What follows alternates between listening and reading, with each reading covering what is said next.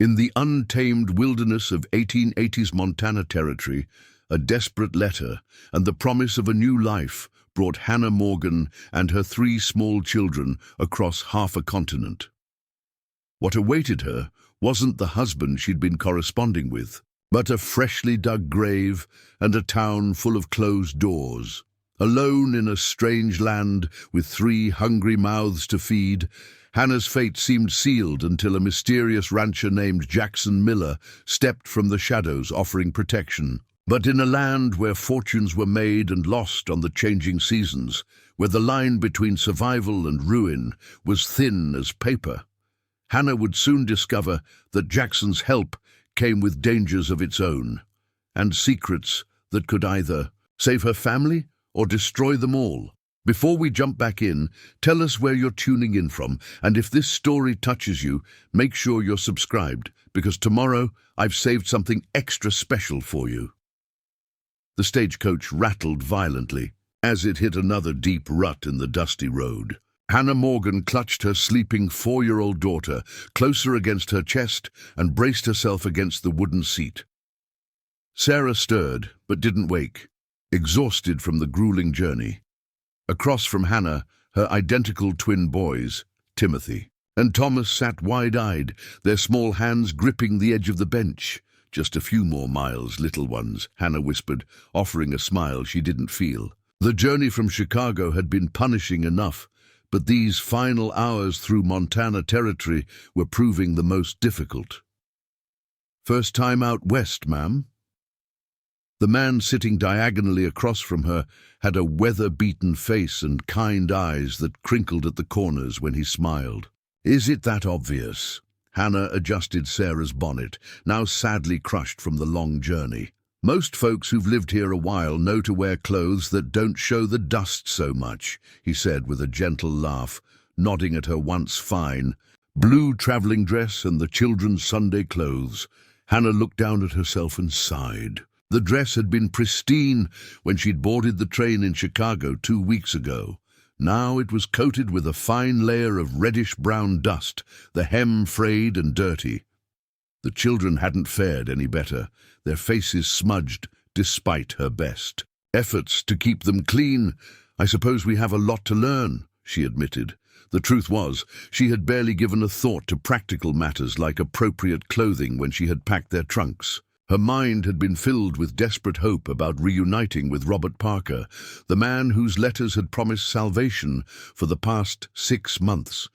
A successful cattle rancher with a growing operation outside a town called Silver Creek, Robert had placed an advertisement in a Chicago newspaper seeking a wife. His letter had been direct and honest, a widower seeking a partner in life, someone to help manage his household. When Hannah had responded, revealing that she was a widow with 3 young children, she had expected rejection. Instead, his letters had grown increasingly welcoming. At 30 years old, Hannah had resigned herself to struggling through life alone. The influenza that took her husband James had left her with mounting debts and 3 small children to raise. Teaching piano lessons barely kept food on the table. Robert's letters had offered something she'd thought impossible: security for her children and perhaps, in time, companionship for herself. The stagecoach began to slow, pulling Hannah from her thoughts. "Silver Creek, folks," the driver called. "Down. We'll be stopping at Wilson's General Store." Hannah's heart quickened. After months of correspondence and weeks of travel, they were finally here. She smoothed her dress as best she could and checked that the children looked presentable. "Remember what I told you," she said to the twins. "Best manners for Mr. Parker." The boys nodded solemnly, their identical faces serious beneath their sandy hair. At just 6 years old, they'd already learned to be quieter and more responsible than children their age should need to be. The stagecoach came to a stop in a cloud of dust, and the driver opened the door. "Watch your step now," he said, offering his hand.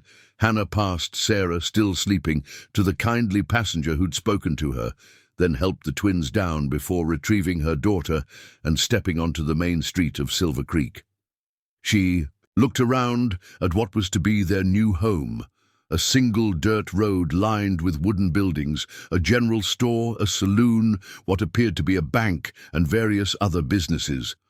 Nothing like the bustling streets of Chicago, but it held the promise of a fresh start. Mrs. Morgan, a tall, bespectacled man in a black suit, approached her. He had kind eyes, but a somber expression that immediately sent a chill through her. "Yes, that's me," she replied, shifting Sarah in her arms as the little girl began to wake. "I'm Harold Wilson, owner of the general store and postmaster." He took off his hat and held it in his hands. "I'm afraid I have some difficult news." The world seemed to slow around her. "What is it, Mr. Wilson? Is Robert all right?" The man's eyes dropped to the ground.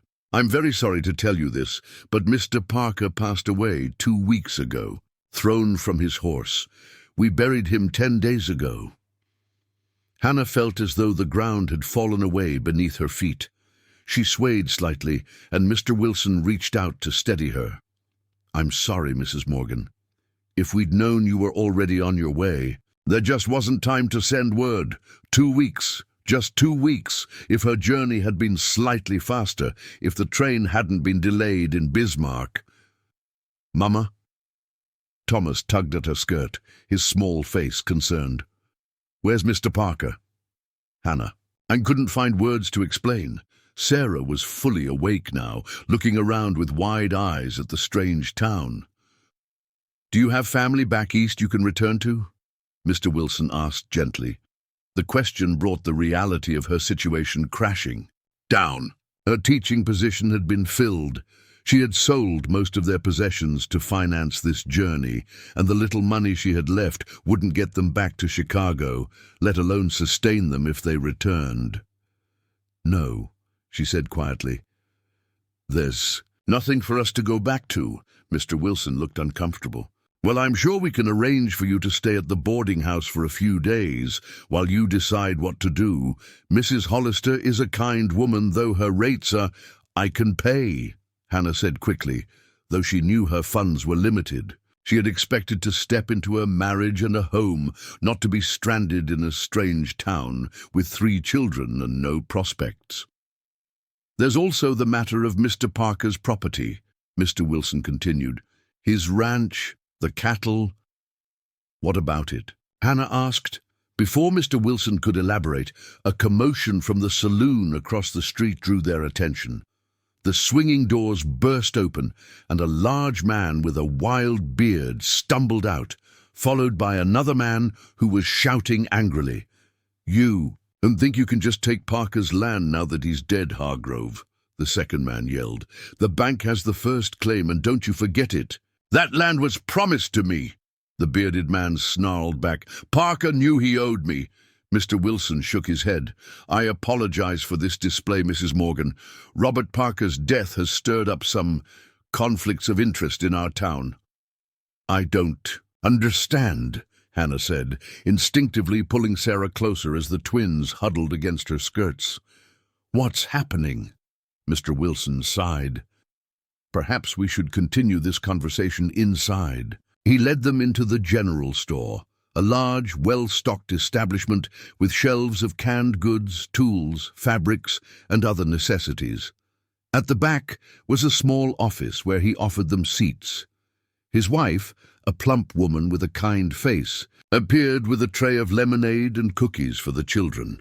"Mrs. Wilson, would you mind watching the little ones for a moment while I speak with Mrs. Morgan?" Mr. Wilson asked. His wife nodded, ushering the twins and Sarah to a corner where a small wooden horse and some toys were kept for customers' children. Once they were settled, Mr. Wilson sat across from Hannah. "Mrs. Morgan, Robert Parker was well liked in Silver Creek, but his business dealings were complicated. He borrowed heavily from the bank to expand his cattle operation last year. Then we had a drought, and he lost a good portion of his herd. He never mentioned any financial troubles in his letters," Hannah said. "Men don't like to worry women folk with such matters," Mr. Wilson replied. "The point is, with his passing, there are several parties who believe they have claim to his ranch. The bank holds the mortgage. Hargrove claims Robert promised him land in exchange for help during the drought, and there are others. But what about me? Hannah asked. Surely as his intended wife I have some claim. Mr. Wilson looked uncomfortable. Without a formal marriage having taken place, I'm afraid the law doesn't recognize your position as having any legal standing, unless Mr. Parker left a will naming you specifically. I see. Hannah's voice was small. The realization of their precarious situation was sinking in. 3 children, no home, limited funds, and no prospects in a town where she knew no one. I'm truly sorry, Mr. Wilson said. If you need employment, while you decide what to do, my wife could use help in the store. It's not much, but it would provide you with some income. The offer was kind, but the reality of her situation was beginning to sink in. She had left everything behind for a new life that had evaporated before she even arrived. I appreciate that, Mr. Wilson. I may take you up on it. She rose from her chair. For now, I think I should get the children settled at the boarding house. Mr. Wilson nodded. Of course. I'll have your trunks delivered there. Mrs. Hollister's place is just down the street, the white house with the blue shutters. As Hannah collected her children and left the general store, the sun was beginning to set, casting long shadows across the dusty street. The town seemed different now, no longer the setting of a hopeful new beginning, but a strange and potentially hostile place where they had no ties, no protection. Mama, are we going to meet Mr. Parker now? Timothy asked, his small hand in hers. Hannah swallowed hard. No, sweetheart. Mr. Parker. He had to go away. I'll explain everything later. She was halfway to the boarding house when she heard hoofbeats behind her. Turning, she saw a lone rider approaching slowly. His dark hair was long, tied back at the nape of his neck, and his face was deeply tanned from the sun. He sat tall in the saddle of a magnificent black horse, his posture speaking of confidence and strength. As he drew closer, Hannah could see his features more clearly, a strong jawline, high cheekbones, and eyes so intensely blue they were startling against his tanned skin. There was something in those eyes, a weariness, a hardness that made her instinctively pull her children closer. The rider stopped his horse a few feet from her. Mrs. Morgan? Yes, she replied, surprised. How do you know my name? This is a small town, he said simply. News travels fast. He dismounted in one fluid motion and tipped his hat. Jackson Miller. Mr. Miller, she acknowledged with a slight nod. I don't believe Robert mentioned you in his letters. A shadow crossed the man's face. Robert Parker and I weren't exactly friends, but we had an understanding.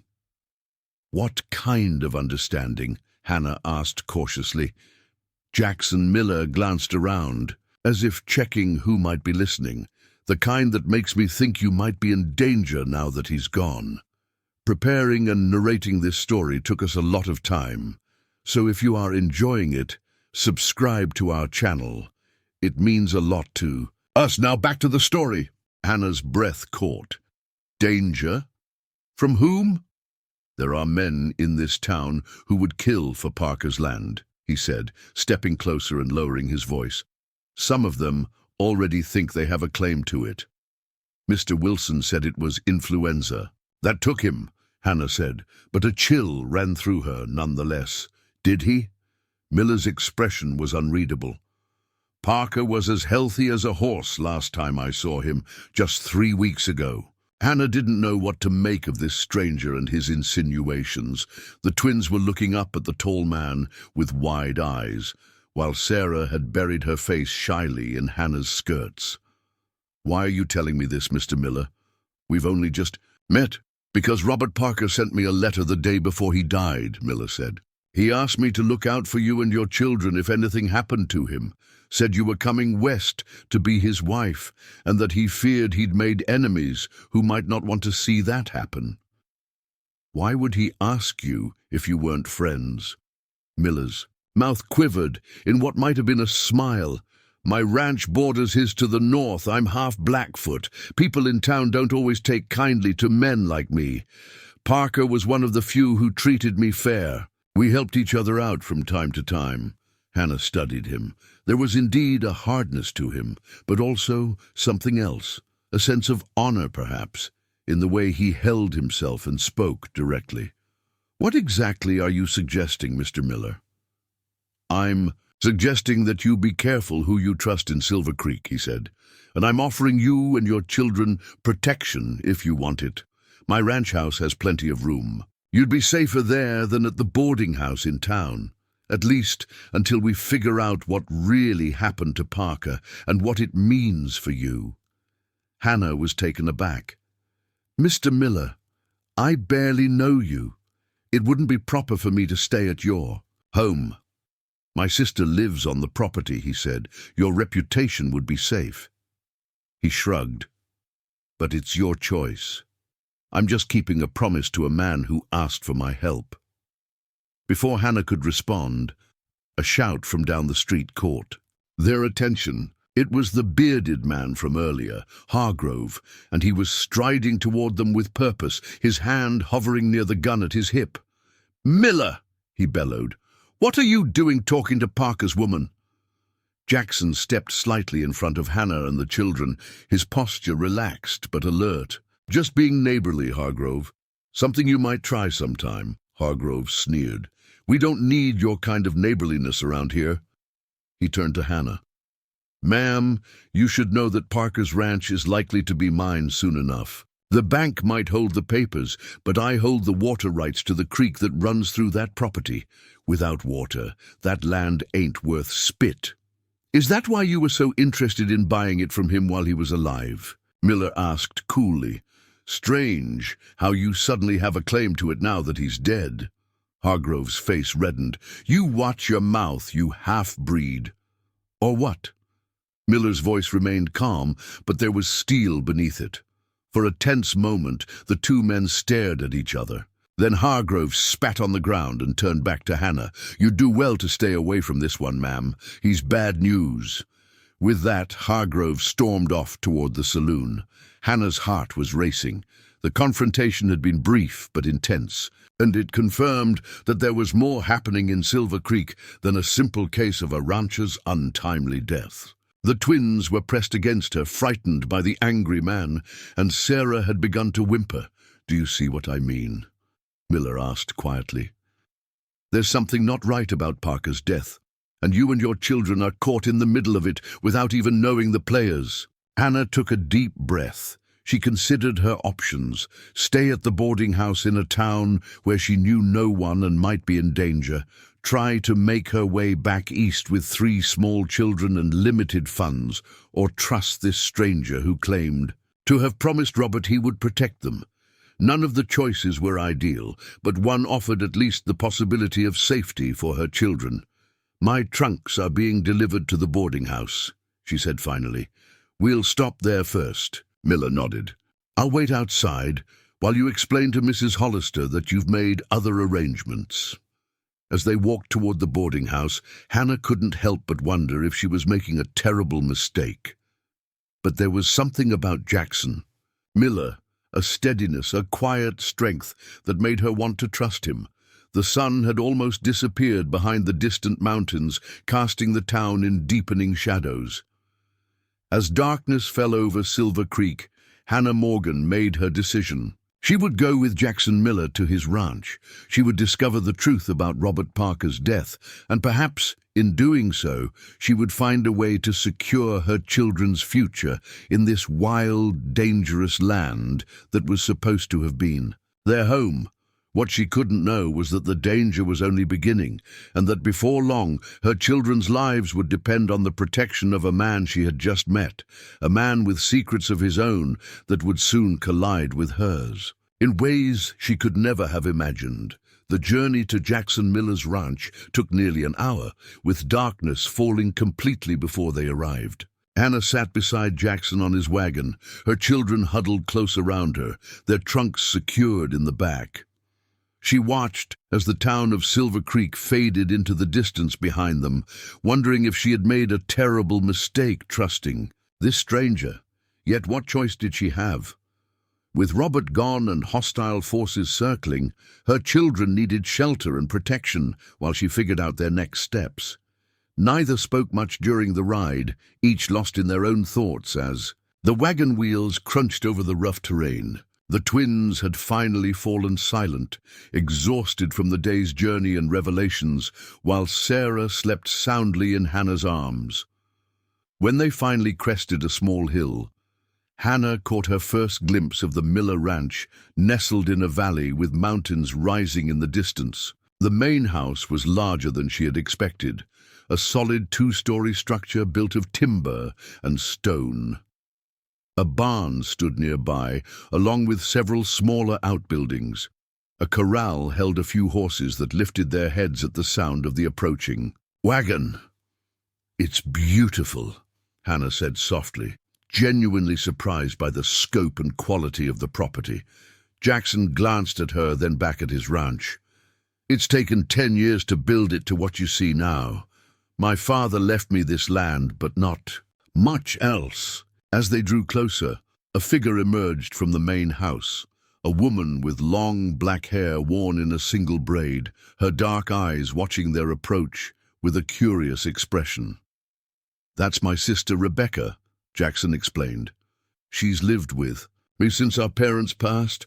Don't let her quiet manner fool you, she's got a good heart." He brought the wagon to a stop in front of the house and climbed down, then helped Hannah descend with Sarah, still sleeping in her arms. The twins climbed down themselves, staying close to their mother, regarding the strange surroundings with wide, cautious eyes. "Who are these people, Jackson?" Rebecca asked, her voice carrying a melodic quality that belied her stern expression. "This is Mrs. Hannah Morgan and her children," Jackson replied. "The woman Robert Parker sent for." Recognition dawned in Rebecca's eyes. "The mail-order bride." She looked at Hannah and the children with renewed interest. "But why are they here?" "Parker's dead," Jackson said quietly. "Mrs. Morgan arrived to find herself in a difficult situation. They'll be staying with us for a while." Rebecca's expression softened as she took in the tired children and their clearly exhausted mother. "I'm sorry for your loss, Mrs. Morgan. Come inside. You all must be hungry and tired." The interior of the house was surprisingly comfortable. The main room featured a large stone fireplace, sturdy furniture, and shelves lined with books, more books than Hannah would have expected to find in a ranch house on the frontier. A fire crackled in the hearth, casting a warm glow over the room. "You have quite a library," Hannah remarked, running her fingers along the spines as the twins investigated the room with curious eyes. "My mother's influence," Jackson said from behind her. "She was a school teacher before she married my father." "Was she Blackfoot as well?" Hannah asked cautiously.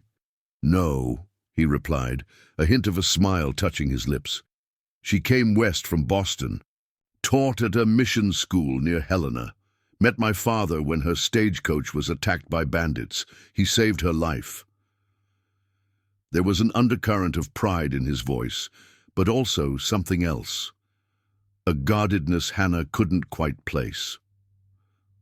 Rebecca appeared from what Hannah presumed was the kitchen. "Supper is nearly ready. I've prepared a room for you and the little ones upstairs. There's water for washing if you'd like to freshen up first." "Thank you," Hannah said, genuinely touched by the hospitality. "Boys, come along, let's get cleaned up." The bedroom was simple but immaculate, with a large bed, a small trundle that could be pulled out for the twins, and a cradle that looked handmade. Someone had thought of everything they might need. Hannah felt a wave of emotion at this unexpected kindness after such a difficult day. After washing away the trail dust and changing the children into clean nightclothes, they joined their hosts for a simple but hearty supper of venison stew, fresh bread, and wild greens. The twins, usually shy around strangers, were too hungry to maintain their reserve and ate with enthusiasm. "Your children have good appetites," Rebecca observed, with the first genuine smile Hannah had seen from her. "They're good boys," Hannah replied, helping Sarah with her spoon, "though they can be a handful at times." "Twins must be twice the work," Rebecca said. "And twice the joy," Hannah added, though the strain of raising them alone showed in the shadows. Beneath her eyes, "Mr. Miller," Hannah said as they ate, "you mentioned that Robert wrote to you before he died. Did he give any indication that he feared for his life?" Jackson exchanged a glance with his sister before answering. "He didn't say it outright, just that he'd made some decisions that weren't sitting well with certain people in town." "What kind of decisions?" "He refused to sell his water rights to Hargrove, for one," Jackson replied. "Hargrove has been buying up land all around the county, but without water the land is worthless for cattle. Parker's property has one of the few year-round creeks in the area." "And the bank?" Hannah asked. "Mr. Wilson mentioned that Robert owed them money." "Maxwell Bennett runs the bank in Silver Creek," Jackson explained. "He and Parker had a complicated history. Bennett wanted Parker's land for his own reasons, something to do with a railroad spur coming through. There were rumors that Bennett was putting pressure on Parker, calling in loans before they were due." Hannah considered this information. "So both Hargrove and Bennett had reason to want Robert's land. But surely you don't think one of them would have—" She paused, unwilling to say the word murdered in front of her children. "Men have killed for less in these parts," Rebecca said bluntly, casting a meaningful glance at the children. "Land, water, gold, they're worth more than human life to some." "But Mr. Wilson said it was an accident," Hannah protested, "thrown from his horse." "Dr. Camden is the one who would have determined the cause of death," Jackson said. "And Dr. Camden owes Bennett money for his practice. He might say whatever Bennett tells him to say." The implications were chilling. Hannah set down her spoon, her appetite suddenly gone. "What am I to do? I have no claim to Robert's property, no way to prove anything if he was indeed murdered, and very limited funds to make my way elsewhere with 3 children." "For now you stay here where it's safe," Jackson said firmly. "Tomorrow I'll ride into town and see what more I can find out. I know people who won't lie to me, even if they're afraid of Bennett or Hargrove." After dinner, Rebecca showed Hannah and the children to their room. The boys were already half asleep on their feet, and Sarah had nodded off during the meal. Once the children were settled in bed, Hannah found herself alone with Rebecca. "Thank you for your hospitality," Hannah said. "I know our arrival was unexpected." Rebecca studied her for a moment. "Jackson doesn't bring people here, ever. You must be special." Before Hannah could respond to that puzzling statement, Rebecca bid her good night and left, closing the door behind her. Alone at last, Hannah sat on the edge of the bed, her mind spinning with the day's events. This morning, she had been full of hope for a new beginning with Robert. Now he was dead, possibly murdered, and she was staying in the home of a man she had just met, a man who seemed to have his own mysterious connection to Robert. From her window, she could see the vast expanse of land that made up the Miller ranch, silvered by moonlight. In the distance, the dark shapes of mountains loomed against the star-filled sky. It was beautiful in a wild, untamed way that both frightened and exhilarated her. With a sigh, Hannah began to unpack one of her trunks, seeking her nightclothes. As she did, her fingers brushed against the packet of letters from Robert that she had brought with her. She pulled them out and sat at the small desk, untying the ribbon that held them together. Reading through them again, she searched for any hint that Robert had been in trouble or feared for his life. His words were as she remembered, warm, practical, full of plans for their future together. He described the ranch, the house he had built for them, how he'd prepared a room for the children. Nothing in his letters suggested fear or danger. Yet, he had written to Jackson Miller, asking him to protect her if anything happened. Why? What had changed between his last letter to her and his death? The sound of footsteps in the hallway pulled her from her thoughts. She quickly gathered the letters and returned them to her trunk before a soft knock came at the door. "Mrs. Morgan, it's Jackson. May I speak with you for a moment?" Hannah checked that the children were sleeping soundly before opening the door. Jackson stood in the hallway holding a small wooden box. "I'm sorry to disturb you," he said, "but I thought you should have this tonight." He held out the box. "It was Robert's. He asked me to keep it safe for him about a month ago. Said if anything happened to him, it should go to you." Hannah took the box with trembling hands. It was about the size of a book, made of polished walnut with a simple brass latch. "Did he tell you what was inside?" Jackson shook his head. "No, only that it contained something that might protect you if he couldn't." Hannah's heart raced. "Thank you for giving this to me." Jackson nodded, then hesitated as if he wanted to say more. Finally, he simply said, "Good night, Mrs. Morgan. Try to rest. Tomorrow may be a difficult day." After he left, Hannah returned to the desk and placed the box before her. Her fingers traced the smooth wood before finally lifting the latch. Inside, nestled on a bed of velvet, was a folded document and a small leather pouch. She opened the document first. It was a deed to Robert Parker's ranch, and at the bottom, dated just 2 weeks ago, was Robert's signature transferring ownership to Hannah Morgan, my intended wife, and her children. Stunned, Hannah read the document twice more.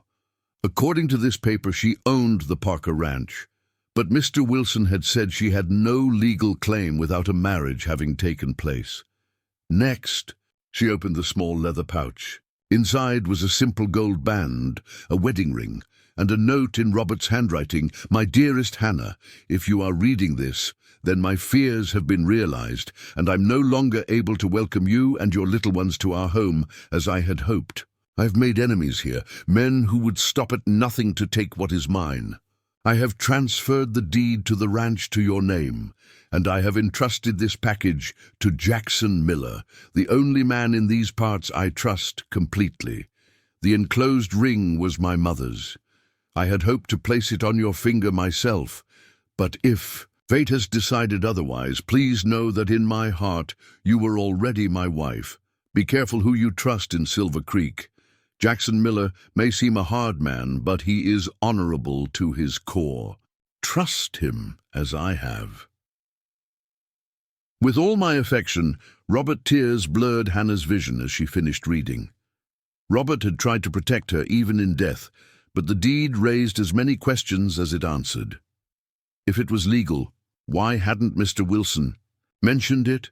Did he not know about it, or was he deliberately keeping it from her? And what of Jackson Miller? Robert had trusted him implicitly, yet Jackson himself had said they weren't friends. What was the nature of their relationship really? Hannah slipped the ring onto her finger. It was slightly too large, but the weight of it was comforting somehow, a tangible connection to the man she had hoped to marry. Sleep did not come easily that night. Hannah's dreams were troubled, filled with shadowy figures and the sound of horses' hooves. She woke several times, each time reassured by the steady breathing of her children and the solid walls of the Miller house around her. When morning arrived with the crowing of roosters and smells of coffee and bacon drifting up from below, Hannah dressed quickly in one of her simpler dresses, pinned her hair into a practical bun, and tucked the deed and Robert's note securely into her pocket before waking the children. The twins were uncharacteristically quiet as she helped them dress, sensing the gravity of their situation despite their young age. Sarah, too young to understand, babbled happily, the only one untouched by the cloud that hung over them. In the kitchen, they found Rebecca at the stove and Jackson seated. At a small table, a mug of coffee in his hands. They both looked up as the family entered. "Good morning," Hannah said, helping the twins onto a bench at the table. "I hope we're not too late for breakfast." "Just in time," Rebecca replied, placing a plate of eggs, bacon, and biscuits on the table. As Hannah seated herself with Sarah on her lap, Jackson studied her face. "You look tired," Did you not sleep well?" "I had much to think about," she admitted. After a moment's hesitation, she pulled the deed from her pocket and placed it on the table between them. "Robert left me his ranch." Jackson didn't look surprised. He picked up the document and examined it. "This appears to be in order. It's properly signed and witnessed." "Did you know about this?" Hannah asked. "I suspected," he admitted. "Robert told me he was planning to put the ranch in your name to protect it from Bennett and Hargrove. I didn't know if he'd actually done it before he died. Why didn't you mention this last night? I didn't want to give you false hope, and I needed to be sure of a few things first." Hannah frowned. "Such as?" "Such as whether Bennett already knew about this deed." Jackson's expression was grim. "If he does, it would explain why Robert died so suddenly, just days before you arrived. The implications were chilling. You think Mr. Bennett had Robert killed because of this deed? It's possible. With Robert dead, and you not yet arrived, Bennett might have thought he could claim the ranch through the debts Robert owed the bank. He wouldn't have expected Robert to have already transferred ownership. But now that I'm here, with the deed, now, you're in danger," Jackson finished for her. "If Bennett is willing to kill once for that land, he won't hesitate to do it again." Rebecca, who had been listening silently, spoke up. "The woman needs protection, Jackson. More than just staying here." Jackson nodded. "I know. That's why I sent for Federal Marshal Caldwell early this morning. He should be here by afternoon." "The Federal Marshal?" Hannah asked. "Yes, he's based in Helena, but makes regular rounds through the territory.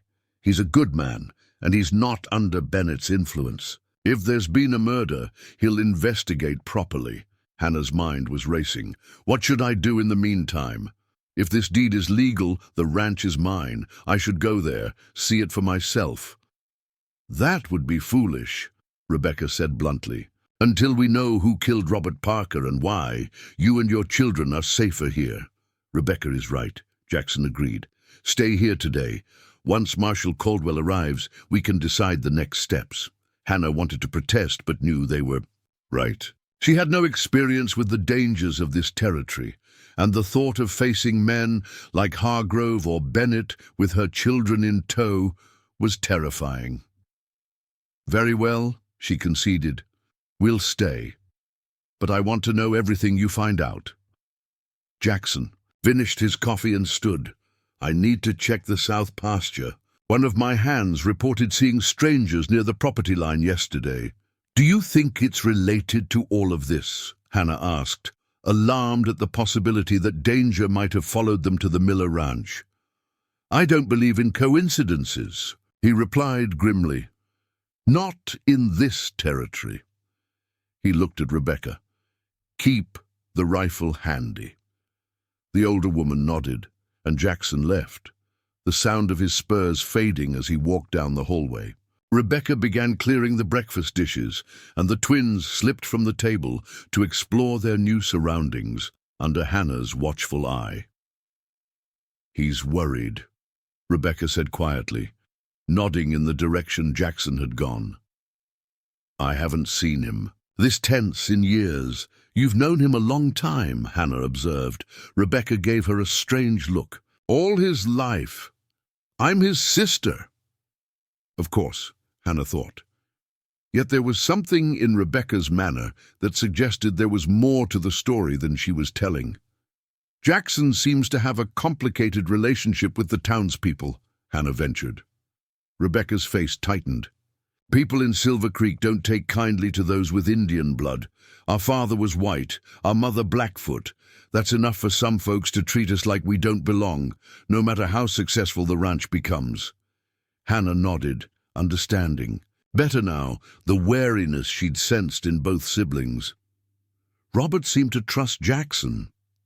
Robert Parker was a good judge of character, Rebecca agreed. He was one of the few white men who treated Jackson with respect despite his heritage. She glanced at Hannah. "That's why Jackson agreed to help you, you know. Not just because Robert asked, but because he respected the man." Before Hannah could Respond! The sound of approaching horses interrupted their conversation. Rebecca moved quickly to the window, then reached for the rifle that hung on hooks above the door. "Stay inside," she ordered, her voice tense. "It's Hargrove, and he's brought men with him." Hannah's heart hammered in her chest as she peered through the curtains. 6 riders were approaching the house, led by the bearded man she had encountered in town the previous day. All of them were armed. "Where's Jackson?" she asked, fear tightening her throat. "Still checking the south pasture. He won't be back for at least an hour," Rebecca replied, checking the rifle with practiced hands. "Take the children upstairs and stay out of sight. I'll handle this." "I can't leave you alone to face them," Hannah protested. "You can and you will," the older woman said firmly. "Jackson would never forgive me if something happened to those little ones. Now go." Reluctantly, Hannah ushered the twins up the stairs, carrying Sarah on her hip. Instead of hiding in their bedroom, she went to the window in Jackson's study, which overlooked the front of the house.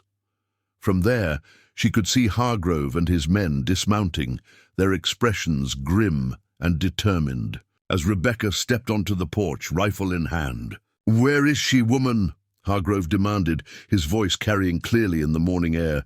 "I know Miller brought her here." "This is private property," Rebecca replied calmly. "You and your men need to leave." Hargrove laughed, an ugly sound. "You think that rifle scares us? There's 6 of us and 1 of you. Now, I'm not looking to hurt anyone. I just want to talk to Mrs. Morgan about Parker's ranch." "Mr. Miller isn't here," Rebecca said. "Come back when he returns if you have business to discuss." One of Hargrove's men, a thin, wiry fellow with a pockmarked face, spat on the ground. "We ain't here to talk to the half-breed. We're here for the woman and those brats of hers." Hannah's blood ran cold. How did they know she had the deed? Had someone in town seen Robert give the box to Jackson? Or was this simply about intimidating her as the newcomer who might have a claim to Robert's property? Whatever the reason, she couldn't let Rebecca face these men alone. Drawing a deep breath, Hannah checked that the children were settled in the study with a picture book, then headed downstairs. "I'm right here, Mr. Hargrove," she called out as she stepped onto the porch beside Rebecca. "Mrs. Morgan." Hargrove removed his hat with exaggerated courtesy. "We were just discussing your situation." "My situation is none of your concern," Hannah replied, keeping her voice steady despite her fear. "Oh, but it is." Hargrove's smile faded. "You see, Robert Parker died owing me quite a bit of money. His ranch rightfully belongs to me now." "That's between you and the bank, Mr. Hargrove," Hannah responded. "I failed to see how it involves me." "Don't play coy, Mrs. Morgan. Word in town is that Parker might have left you something, a deed perhaps, so he did know." Hannah fought to keep her expression neutral. "I arrived in Silver Creek yesterday to find the man I was supposed to marry already buried. I'm simply trying to decide what to do next." "Well, I'd like to make you an offer," Hargrove said, taking a step closer to the porch. Rebecca raised the rifle slightly, halting his advance. "If Parker did leave you anything, I'm prepared to buy it from you. A fair price, enough to get you and those children settled back east." "That's very generous," Hannah replied carefully. "But as I said, I'm still considering my options." "Don't consider too long," Hargrove warned, his friendly facade slipping. "This territory isn't kind to women alone. Accidents happen, especially to those who get mixed up with people like the Millers." "Is that a threat, Mr. Hargrove?" "Just friendly advice. You're new here. You don't know who you can trust." He settled his hat back on his head. "I'll give you until tomorrow to think about my offer. After that, things might get complicated." With a nod to his men, Hargrove turned and mounted his horse. The others followed suit, but they didn't immediately ride away. Instead, they sat watching the house as if memorizing its layout. "This isn't over," Rebecca muttered. "They're planning something." As if confirming her words, Hargrove called out one last time before riding off. Tell Miller we stopped by, and tell him to remember what happened the last time he got between me and land I wanted." Hannah and Rebecca remained on the porch until the riders disappeared from view. Only then did Hannah release the breath she'd been holding, her knees suddenly weak with relief and delayed fear. "You should have stayed upstairs," Rebecca scolded, but there was respect in her eyes. "I couldn't let you face them alone," Hannah replied. "What did Hargrove mean about the last time Jackson got between him and land?" Rebecca's expression darkened. "2 years ago, Hargrove tried to force a widow, Martha Sullivan, off her land. Jackson stood up for her, helped her keep the property. Hargrove never forgave him for it. What happened to Mrs. Sullivan? She eventually sold her land to a family from Kansas, not to Hargrove, and moved to Denver to be with her sister." Rebecca shouldered the rifle.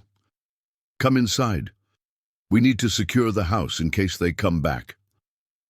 As they went inside, Hannah couldn't shake the feeling that Hargrove's visit was just the beginning. Where is this Marshal Caldwell that Jackson sent for? Shouldn't he have arrived by now? The nearest federal marshal's office is in Helena. It's a full day's ride. He won't be here until tomorrow at the earliest. Rebecca walked to a cabinet in the corner of the main room and unlocked it, revealing several guns and boxes of ammunition. "Can you shoot?" "I've never even held a gun," Hannah admitted, thinking of her sheltered life in Chicago. Rebecca sighed. "Then it's time you learned."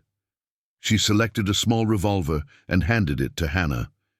"This is a Smith & Wesson Model 3, smaller than most. Good for a woman's hand. 5 shots, double action." Hannah took the gun gingerly, surprised by its weight.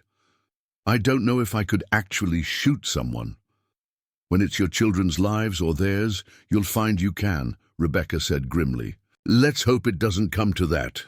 The next hour was spent with Rebecca, showing Hannah how to load, aim, and fire the revolver.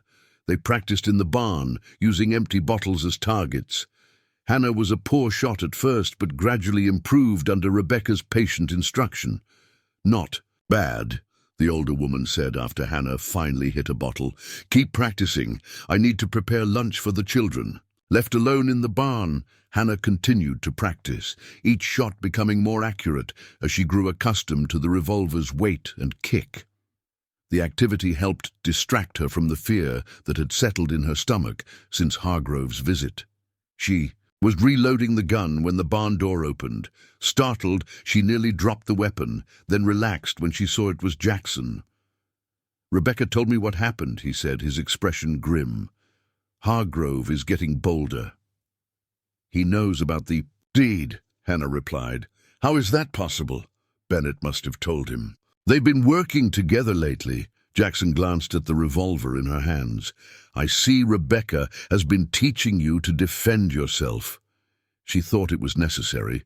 Hannah looked down at the gun. "Do you think Hargrove will come back?" "Not today. He'll wait until he thinks we've let our guard down." Jackson moved to stand beside her, gently adjusting her grip on the revolver. "Hold it like this. It will give you better control."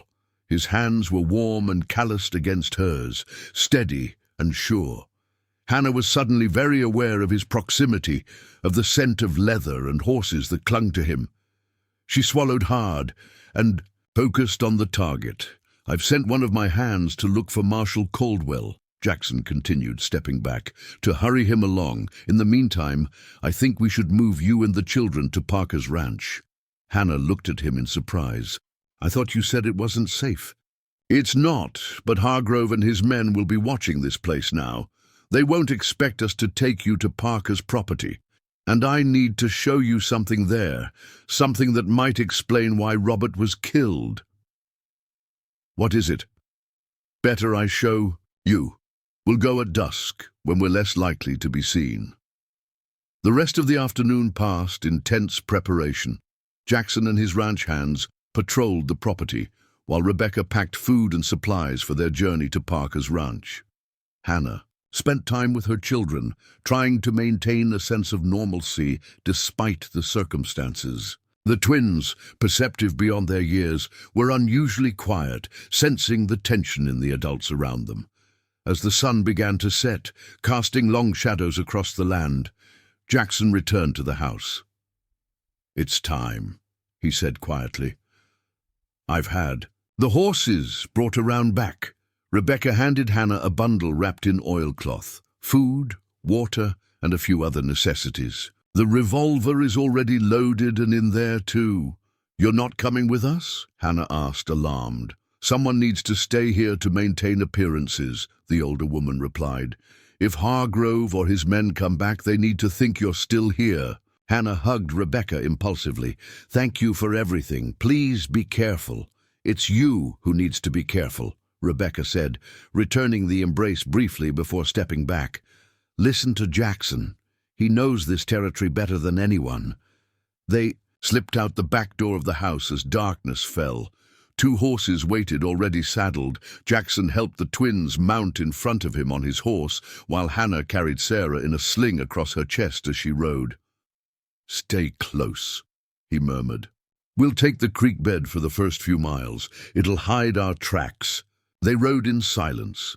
The only sounds, the soft clopping of the horses' hooves and the occasional cry of a night bird. Hannah had never ridden at night before, and she found it both terrifying and exhilarating. The landscape was transformed by moonlight, familiar shapes becoming strange and mysterious. Jackson led them along a winding path, sometimes stopping to listen intently before moving on. After what seemed like hours, they crested a ridge, and he held up a hand for her to halt. "Parker's Ranch," he said quietly, pointing to a valley below. Hannah peered into the darkness. A small ranch house was visible, along with a barn and corral. No light shone from the windows, and the place had an abandoned feel that sent a shiver down her spine. "It looks so empty," she whispered. "It's been empty since Robert died," Jackson replied. "His foreman and the other hands left when they heard. The bank might take the property." He nudged his horse forward. "Come on! We'll approach from the east, through that stand of trees." As they drew closer to the ranch, Hannah could make out more details in the moonlight. The house was smaller than Jackson's, but well built, with a wide porch and large windows. A garden, now untended, stretched along one side. It was exactly as Robert had described it in his letters. Jackson led them to the barn rather than the house. "We'll leave the horses here," he said, dismounting and helping Hannah and the children down. "Less chance of them being spotted if someone comes looking." Inside the barn, he lit a small lantern, keeping the flame low. The building was neat and well organized, with stalls for several horses, tack hanging on the walls, and hay lofts above. "Robert was a good rancher," Jackson commented, looking around. "I kept everything in order." "What did you want to show me?" Hannah asked, her curiosity growing.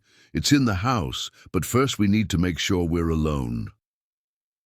They approached the house cautiously, Jackson with his rifle ready, Hannah with the revolver Rebecca had given her.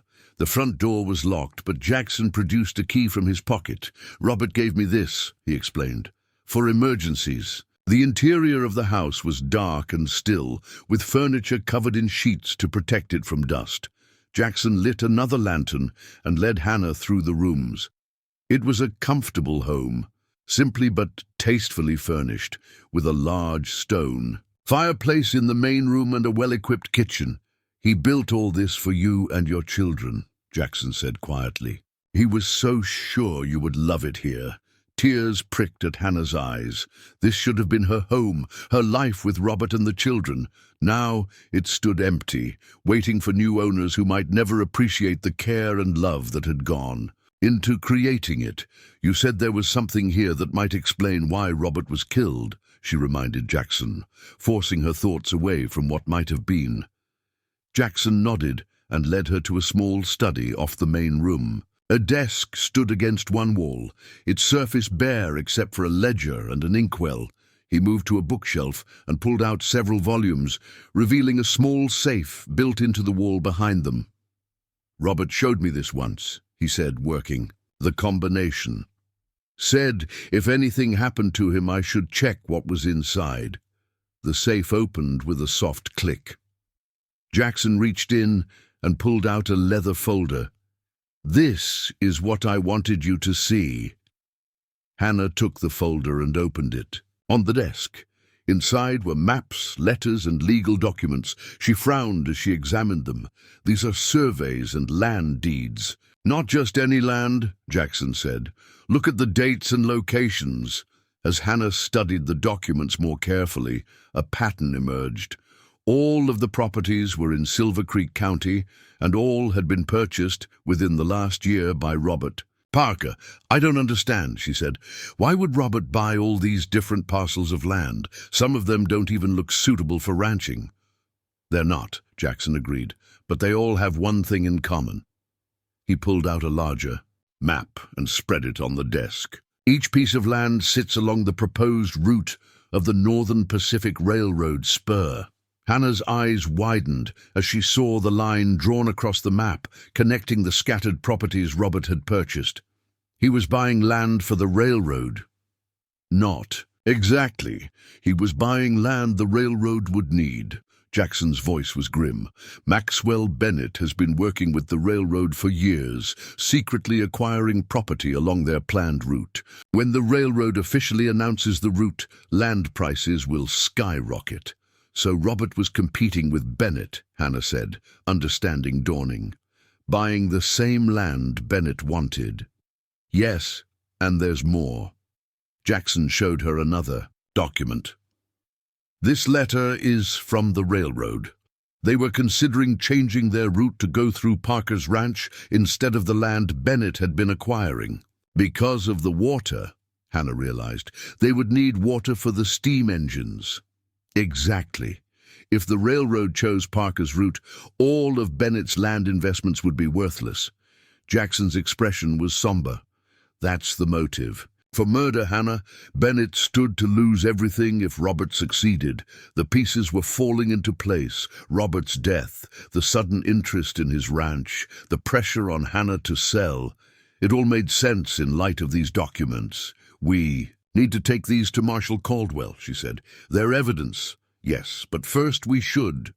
A sound from outside interrupted him, the distant but unmistakable noise of approaching horses. Jackson immediately extinguished the lantern, plunging them into darkness. "Stay here," he whispered. "Don't move." He moved silently to the window and peered out through a gap in the curtains. Hannah held her breath, straining to hear. The sound of hoofbeats grew louder, then stopped. Men's voices carried faintly on the night air. Jackson returned to her side. "Hargrove and his men," he murmured in her ear. "At least 4 of them. They must have followed us somehow." "What do we do?" Hannah whispered back, fear clutching at her throat. "Take the documents and go out the back door. There's a root cellar, about 50 yards behind the house. Hide there while I draw them away. I can't leave you to face them alone." "You have to." His voice was firm. "Those documents are the only proof we have of why Robert was killed. If anything happens to them, or to you and the children, his death was for nothing." Before she could protest further, the crack of a rifle shot split the night, a bullet splintering the window frame and sending shards of wood flying. "Parker, woman!" Hargrove's voice bellowed from outside. "We know you're in there. Come out now and nobody gets hurt." Jackson grabbed Hannah's hand and pulled her toward the back of the house. "They're trying to scare us into doing something stupid," he whispered. "Stay low." They crouched as they moved through the darkened house, another shot ringing out behind. Or them. When they reached the kitchen, Jackson checked the back door and yard. "It looks clear, but they might have men circling around," he said. "Get the children from the barn and run straight for the root cellar. Don't stop, don't look back." "What about you?" "I'll hold them off, then join you." He touched her cheek briefly. "Be ready." Jackson threw open the door and fired 2 quick shots into the darkness, providing cover. Hannah ran, her heart pounding in her chest, expecting at any moment to hear a shot or feel a bullet. She made it to the barn and gathered the sleepy, frightened children. "We have to be very quiet," she whispered to the twins. "It's like a game of hide and seek. Can you be brave for me?" The boys nodded, their eyes wide with fear but trusting. Hannah led them out the back of the barn and across the open ground toward the root cellar Jackson had described. She could hear more gunfire now, shots coming from different directions as Jackson moved to draw Hargrove's men away from their path. The root cellar was built into a small hillside, its wooden doors lying flat against the ground. Hannah yanked one open and helped the children down the steps, then pulled the door closed above them, plunging them into complete darkness. The earth cellar smelled of dirt and old vegetables. Hannah felt her way to the far wall and huddled there with her children, trying to quiet their frightened breathing. The twins pressed against her sides while Sarah, thankfully, remained asleep in her sling. Minutes stretched endlessly. The shooting seemed to move away from the house, then back again. Hannah clutched the leather folder with one hand and the revolver with the other, her palms slick with sweat. What was happening? Was Jackson alive? A sudden silence fell, more terrifying than the gunfire. Hannah strained to hear anything, voices, footsteps, horses, but there was nothing. The silence stretched on until she began to wonder if both sides had somehow killed each other, leaving her and the children alone. Then, so faint she almost missed it, came the sound of approaching footsteps, someone walking directly toward the root cellar. Heavy boots on dirt, moving slowly but deliberately. Hannah raised the revolver, aiming it at the doors above her, her finger trembling on the trigger as one of the doors creaked open, allowing a sliver of moonlight to penetrate the darkness. "Hannah," Jackson's voice was barely above a whisper. "Are you in there?" Relief flooded through her. "Yes," she whispered back. "We're all here." The door opened wider, and Jackson's silhouette appeared against the night sky. "It's safe for now," he said, reaching down to help them out. "Hargrove and his men retreated, but they'll be back with reinforcements." Hannah climbed out of the cellar, lifting the children one by one. "Are you hurt?" "Just a graze," he said dismissively, though she could see a dark stain on his left sleeve. "We need to move quickly. Our horses might have been spooked by the gunfire. We'll have to go on foot." "On foot? With 3 children?" Hannah couldn't keep the dismay from her voice. "There's an old Blackfoot shelter about 3 miles from here," Jackson explained. "We can hide there until morning, then try to find Marshall." In Caldwell, before heading back to my ranch, Sarah had awakened during the commotion and was whimpering softly. Hannah bounced her gently, trying to soothe her. The twins stood close by, their faces pale in the moonlight. Timothy, Thomas, Jackson knelt down to their level. "I need you to be brave like your mother. Can you walk quietly through the woods with us?" The boys nodded solemnly, clearly frightened but determined. Jackson gave them an approving nod, then stood and offered Hannah the folder of documents she had dropped in her haste to escape. "We need to leave now," he said, his voice low and urgent. "They'll search the house and barn thoroughly before giving up. This way." Jackson led them away from the ranch, keeping to the shadows as they entered the wooded area beyond the property. The night had grown colder, and Hannah was grateful for the warm clothing Rebecca had insisted they wear. Sarah had quieted and was drifting back to sleep in the sling. The twins stumbled occasionally in the darkness, but kept pace remarkably. Well, they walked for what seemed like hours, Jackson setting a pace that challenged the children, but was still manageable. Finally, when Hannah thought they couldn't go much farther, they reached a small stream. "We'll follow this upstream for half a mile," Jackson whispered. "The shelter is just beyond that ridge." The water provided a natural path through the wilderness, and the sound masked any noise they might make. The twins had grown silent with exhaustion, and Hannah carried first one, then the other when they couldn't walk anymore. "Let me," Jackson insisted, lifting both boys easily despite his injured arm. "We're almost there." The shelter, when they finally reached it, was little more than a cave in the rocky hillside, its entrance partially concealed by brush and fallen. logs. Inside, however, it opened into a surprisingly spacious chamber with a small natural chimney that would allow a fire without revealing their location. "My people used this place for generations," Jackson explained, as he built a small fire in a ring of stones. First as a hunting shelter, then as a hiding place during the Indian Wars. Few white men know of its existence. In the growing firelight, Hannah could see symbols and pictographs painted on the walls, handprints, animals, and designs in ochre and black. Despite their exhaustion and the danger they were fleeing, the twins stared at the ancient artwork with awe. "Did you make these pictures, Mr. Miller?" Timothy asked, his voice small in the cave's stillness. Jackson smiled, one of the few genuine smiles Hannah had seen from him. "No, little man. These were made by my mother's people hundreds of years ago. They tell stories of great hunts and battles, of vision quests and ceremonies." "Were they Indians?" Thomas asked. "Blackfoot," Jackson corrected gently.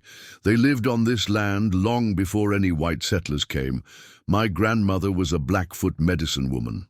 Hannah settled Sarah on a bed of pine boughs Jackson had arranged, then helped the twins out of their coats and boots. The boys were asleep almost instantly, curled together like puppies, their faces peaceful, despite everything they'd been through. Jackson handed Hannah a canteen of water he'd filled at the stream. "Small sips," he cautioned. "We need to make it last." She drank gratefully, then remembered his wound. "Let me see your arm." He hesitated, then sat beside her and rolled up his sleeve. The bullet had grazed his upper arm, leaving a bloody furrow in the muscle. "It needed cleaning. I'll need water and cloth," she said, slipping into the practical mode that had gotten her through childbirth, her husband's death, and the countless crises of raising 3 young children alone. Jackson opened his saddlebag and produced a small medical kit. "Rebecca thinks of everything," he said with a hint of a smile. Hannah cleaned the wound with water and a strip of cloth, then applied a salve from the kit. "This needs stitching, but it will have to wait. This should keep infection at bay until we reach town." "You've done this before," he observed as she worked. "My husband enlisted with the Illinois Volunteers during the war," she explained. "I nursed wounded soldiers at Camp Douglas before the twins were born. I saw far worse injuries than this." She tied a bandage around his arm, her fingers brushing against his skin. A moment of silence fell between them, broken only by the soft crackle of the fire and the children's steady breathing. "Why did Robert trust you?" Hannah asked finally, the question that had been nagging at her since they left Silver Creek. "You said you weren't friends, yet he entrusted you with documents that could get a man killed." Jackson's expression grew distant. "We had a complicated relationship. My father saved his life during a cattle drive years ago. A flash flood nearly took them both, but my father got Robert to safety at the cost of his own health. He never fully recovered, so it was a debt of honor." "Partly," Jackson admitted, "but there was more to it. When my parents died, my father from his weakened lungs, my mother from grief soon after, most of the townspeople turned their backs on Rebecca and me. We were half-breeds, unwelcome in both worlds. Robert was one of the few who treated us fairly." "How did you get your ranch?" Hannah asked. "If the town was so hostile." "My father left us the land but little else. It was hard going at first. Rebecca and I worked other people's ranches, saved every penny. When we finally had enough to buy our first small herd, Hargrove tried to stop the sale." "Why would he do that?" Jackson's face hardened. "Because men, like Hargrove, believe people like us should remain servants, never equals. Robert stepped in, guaranteed the sale with his own money, said he was repaying a debt to my father." He looked down at his hands. "I didn't want his help, but we needed those cattle." Hannah was beginning to understand the complex web of debts, loyalties, and prejudices that defined life in Silver Creek. "And Bennett, where does he fit into all this?" "Bennett represents everything that's changing in the territory," Jackson said. The railroads, the banks, the big cattle operations pushing out smaller ranchers. He sees me as a relic of the past, something to be swept aside in the name of progress. Yet you've built a successful ranch despite him. A ghost of a smile touched Jackson's lips. That's what infuriates him the most. He's offered to buy me out a dozen times, each offer more insulting than the last. Hannah nodded, pieces falling into place. So when Robert began buying land along the railroad route, it was a direct challenge to Bennett's plans, Jackson finished. And when the railroad showed interest in Parker's water rights instead of Bennett's proposed route, it became personal. Personal enough to kill for, Hannah whispered, glancing at her sleeping children. The thought that she had brought them into such danger made her blood run cold. Jackson must have read her thoughts in her expression. You couldn't have known, he said gently. Robert never fully explained the danger in his letters. He probably thought he could resolve it before you arrived. And now, Hannah asked, and what happens now? Now we get these documents to Marshal Caldwell, Jackson said firmly. With federal authority behind the investigation, even Bennett's money can't protect him.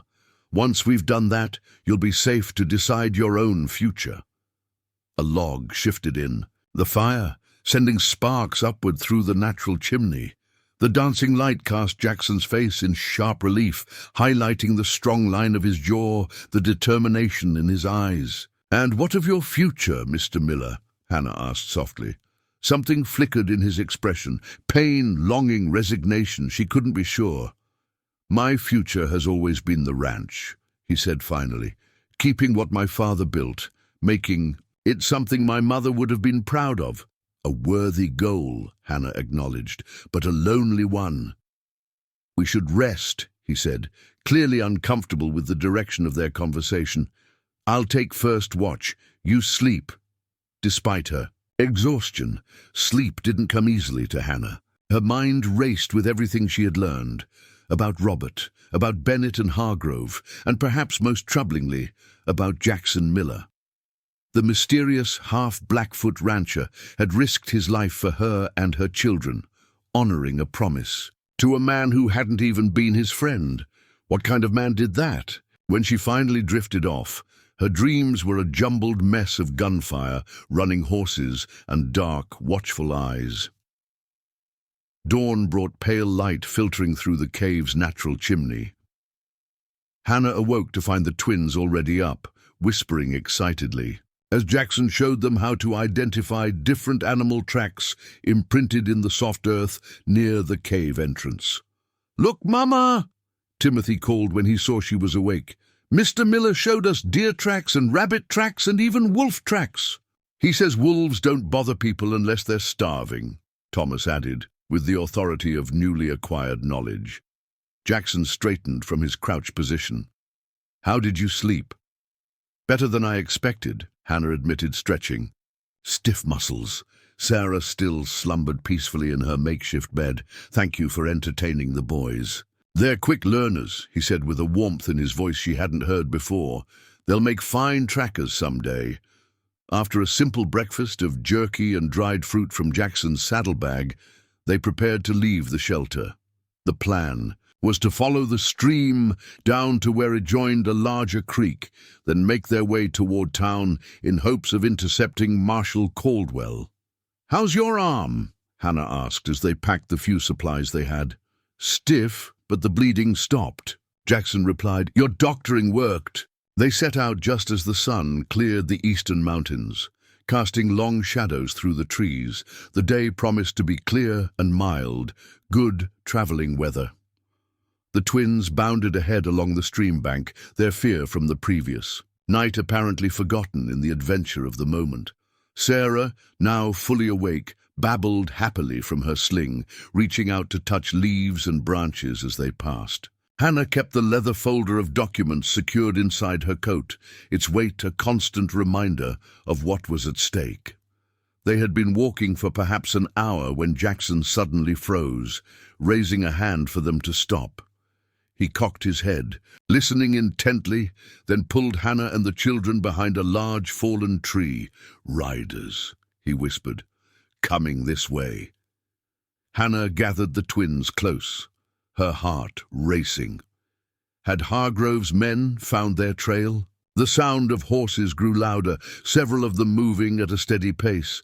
Jackson peered cautiously over the log, then relaxed slightly. "It's a posse," he said, "and I think that's Marshal Caldwell in the lead." Relief washed through Hannah. "Should we show ourselves?" Jackson nodded. "Stay here with the children. Let me approach them first. Some of those men might be from town, and they won't all be friendly." He stood and moved into a clearing where he could be seen, raising his hands to show he was unarmed. "Marshal Caldwell," he called out. "Jackson Miller, we need your help." The riders halted, and a tall man with a silver star pinned to his vest spurred his horse forward. "Miller, what the devil are you doing out here? We got word there was trouble." "At Parker's ranch." "There was," Jackson confirmed. "Hargrove and his men tried to kill us last night. I've got Robert Parker's widow and her children with me, and evidence that Parker was murdered on Maxwell Bennett's orders." The marshal dismounted, his expression serious. "That's a grave accusation, Miller. Where's the widow?" Jackson motioned for Hannah to join them. She emerged from behind the log, leading the twins by the hand. "Marshal Caldwell," she said, with as much dignity as she could muster in her trail-worn state. "I'm Hannah Morgan. These are my children."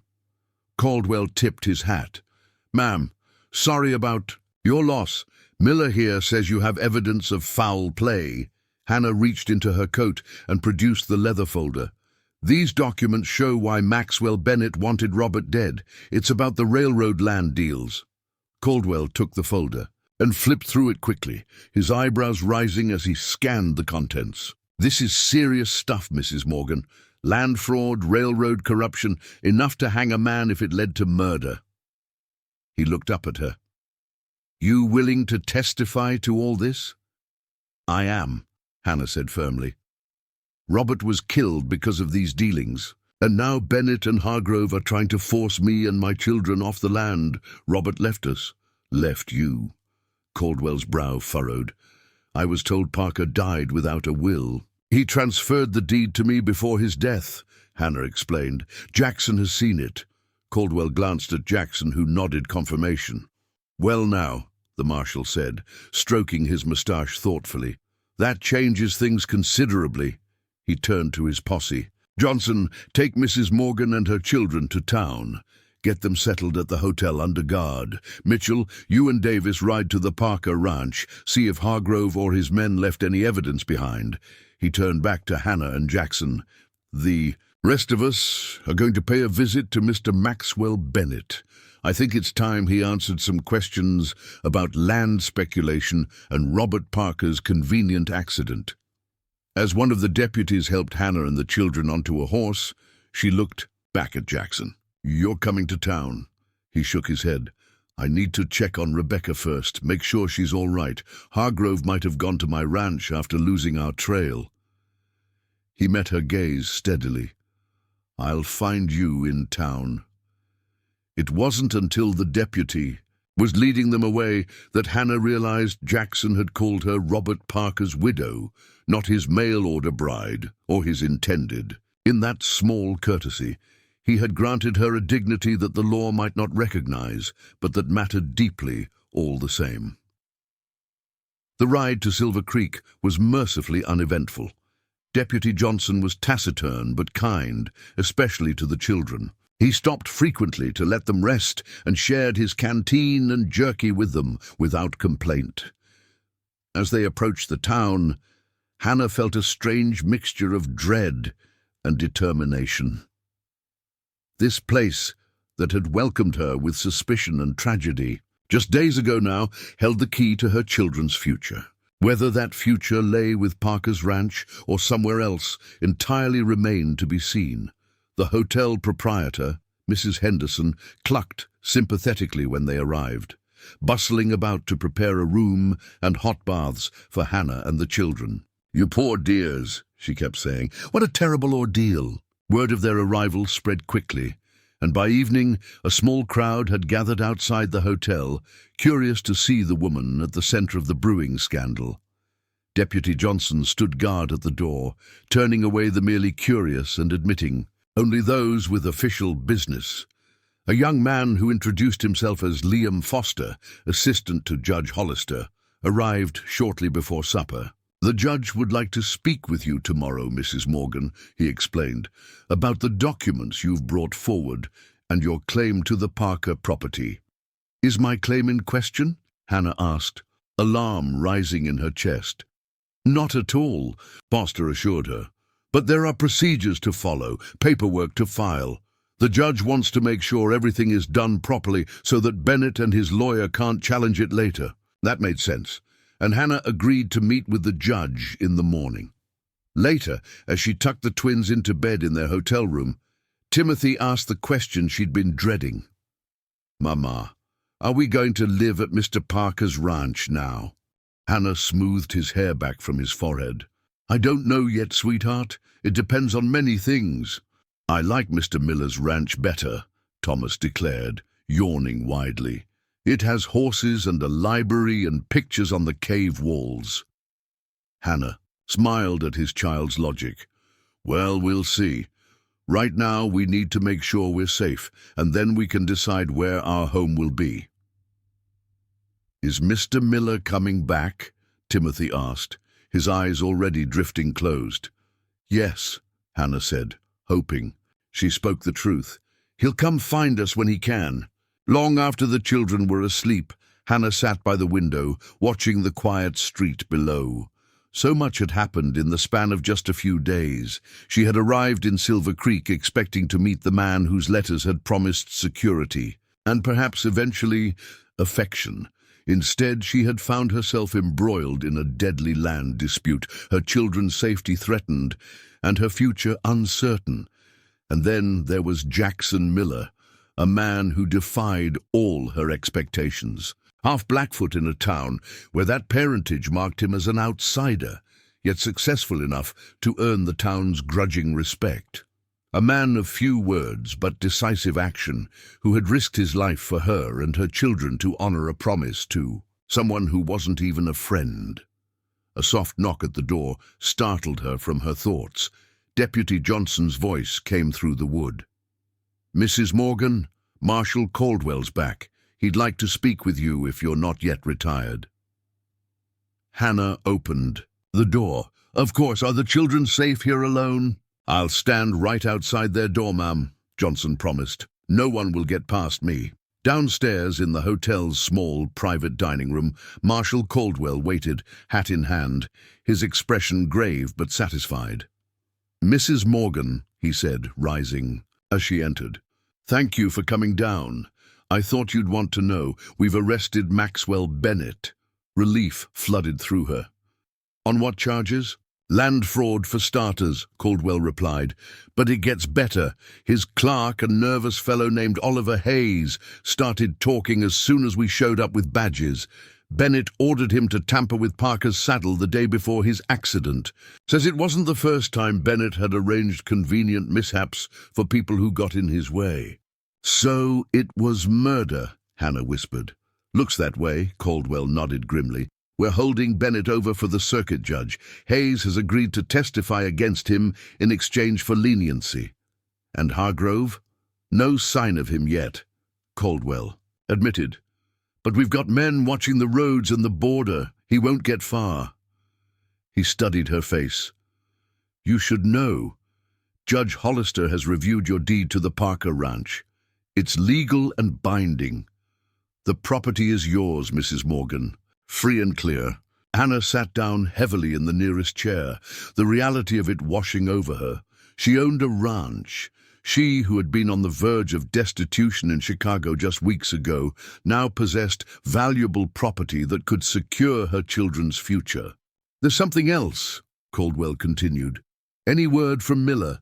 He never showed up in town, and we found signs of a struggle at his ranch when we sent men to check on it." Hannah's blood ran cold.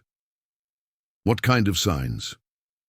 "Nothing conclusive," Caldwell said quickly, but his sister was gone, and there had been gunfire. We're thinking Hargrove might have taken them both. Leverage, maybe, or revenge.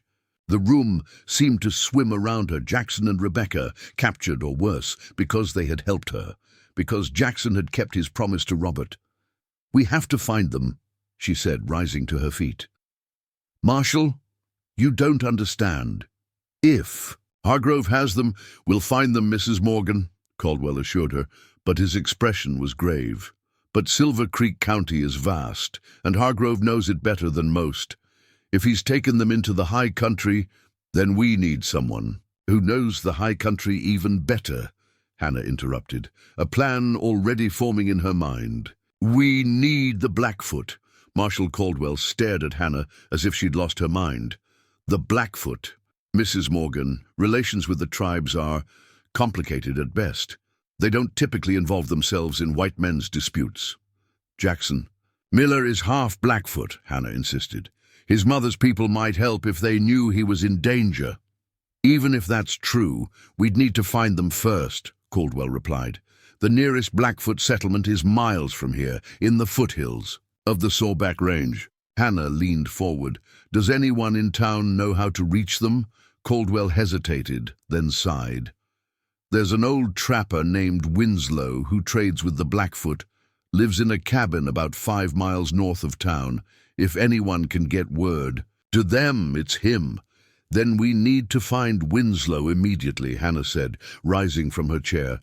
"Mrs. Morgan," Caldwell's voice softened, "I understand your concern for Miller, but you have 3 young children to consider. The safest place for you is right here under my protection." Hannah's jaw tightened. "My children will remain here. Deputy Johnson can guard them, but I'm going with you to find Winslow." Caldwell studied her face, clearly recognizing the determination there. "You're quite different from most Eastern ladies I've met, Mrs. Morgan."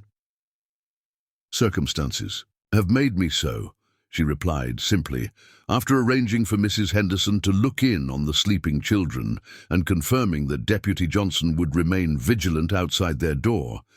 Hannah changed into the practical riding clothes Rebecca had given her. Within the hour, she and Marshall Caldwell were riding north out of Silver Creek toward the trapper's cabin. The night was clear and cold, stars scattered across the vast Montana sky like diamonds on black velvet. Hannah had never seen such stars. In Chicago, where city lights and coal smoke dimmed the heavens, out here the sky seemed endless, both beautiful and humbling in its immensity. "Winslow's an odd character," Caldwell warned as they rode. "Been living alone in these mountains for 30 years. Not much for conversation, especially with strangers. Do you think he'll help us?" "Hard to say. He respects the Blackfoot. Lived with them for a time in his younger days. But he's wary of getting involved in other people's troubles." The cabin, when they finally reached it, was little more than a crude shelter built against a rocky hillside. Smoke curling from a stone chimney. A pack of wolf dogs announced their arrival with menacing growls until a sharp whistle from within silenced them. The door creaked open, revealing a wizened old man with a long grey beard and piercing blue eyes. A rifle rested casually in his arms. "Bit late for social calls, Marshall," he said, his voice raspy with age and disuse. "Not a social call, Winslow," Caldwell replied. "We need your help." The old man's gaze shifted to Hannah, curious but not unkind. "Who's the lady?" "Hannah Morgan," she introduced herself. "Jackson Miller and his sister Rebecca have been taken by Hargrove. We need to reach the Blackfoot for help." Winslow's eyebrows rose. "Jackson's in trouble, is he? Boy always did have a talent for finding it." He seemed to consider for a moment, then stepped back from the door. "Better come in then. Night's getting colder." The cabin's interior was surprisingly neat, if Spartan, with a small fire burning in a stone hearth. Animal pelts covered the walls and floor, and bundles of herbs hung from the ceiling beams. Winslow gestured for them to sit on wooden stools near the fire. "So Hargrove's finally made his move against the Miller place," Winslow said, settling. into a chair fashioned from antlers and rawhide. Been coming for years. You know of the feud? Hannah asked. Know of it? I watched it begin. Winslow snorted. Hargrove's father tried to drive Jackson's parents off their land back when the boy was no bigger than your twins, failed then too. Hannah exchanged a surprised glance with Caldwell. You know about my children. News travels, even to old hermits. Winslow shrugged. Eastern widow, 3 little ones, mail order bride to Robert Parker, who wound up dead before you arrived. Now you're tangled up with the Millers and Bennett's been arrested for murder. He chuckled at their astonishment. The wind whispers secrets to those who know how to listen. Then perhaps the wind has whispered where Hargrove might have taken them, Caldwell suggested dryly. Winslow's expression grew serious. 3 possibilities. His ranch, but that'd be too obvious. The old mining claim up Broken Jaw Canyon, but that's not safe this time of year with the spring melt. Most likely he's taken them to Raven's Peak. What's at Raven's Peak? Hannah asked. Old trapper's cabin, bigger than this one. Hargrove uses it during hunting season. Winslow scratched his beard thoughtfully. It's defensible, hard to approach, without being seen. If he's holed up there, he'd see a posse coming from miles away. Which is why we need the Blackfoot, Hannah pressed. They would know ways to approach unseen. Winslow studied her intently. You care for him, Jackson. It wasn't a question, and Hannah didn't treat it as one. He risked his life to protect me and my children. I won't abandon him now. The old trapper nodded slowly. Fire Ghost's band is camped near Wolf Creek, about 15 miles northwest of here. Fire Ghost is Jackson's uncle on his mother's side. They've stayed in touch over the years, though quietly. The boy walks in 2 worlds, not always comfortably in either. Will Fire Ghost help us? Caldwell asked. For his sister's son, yes. For you? Winslow shrugged.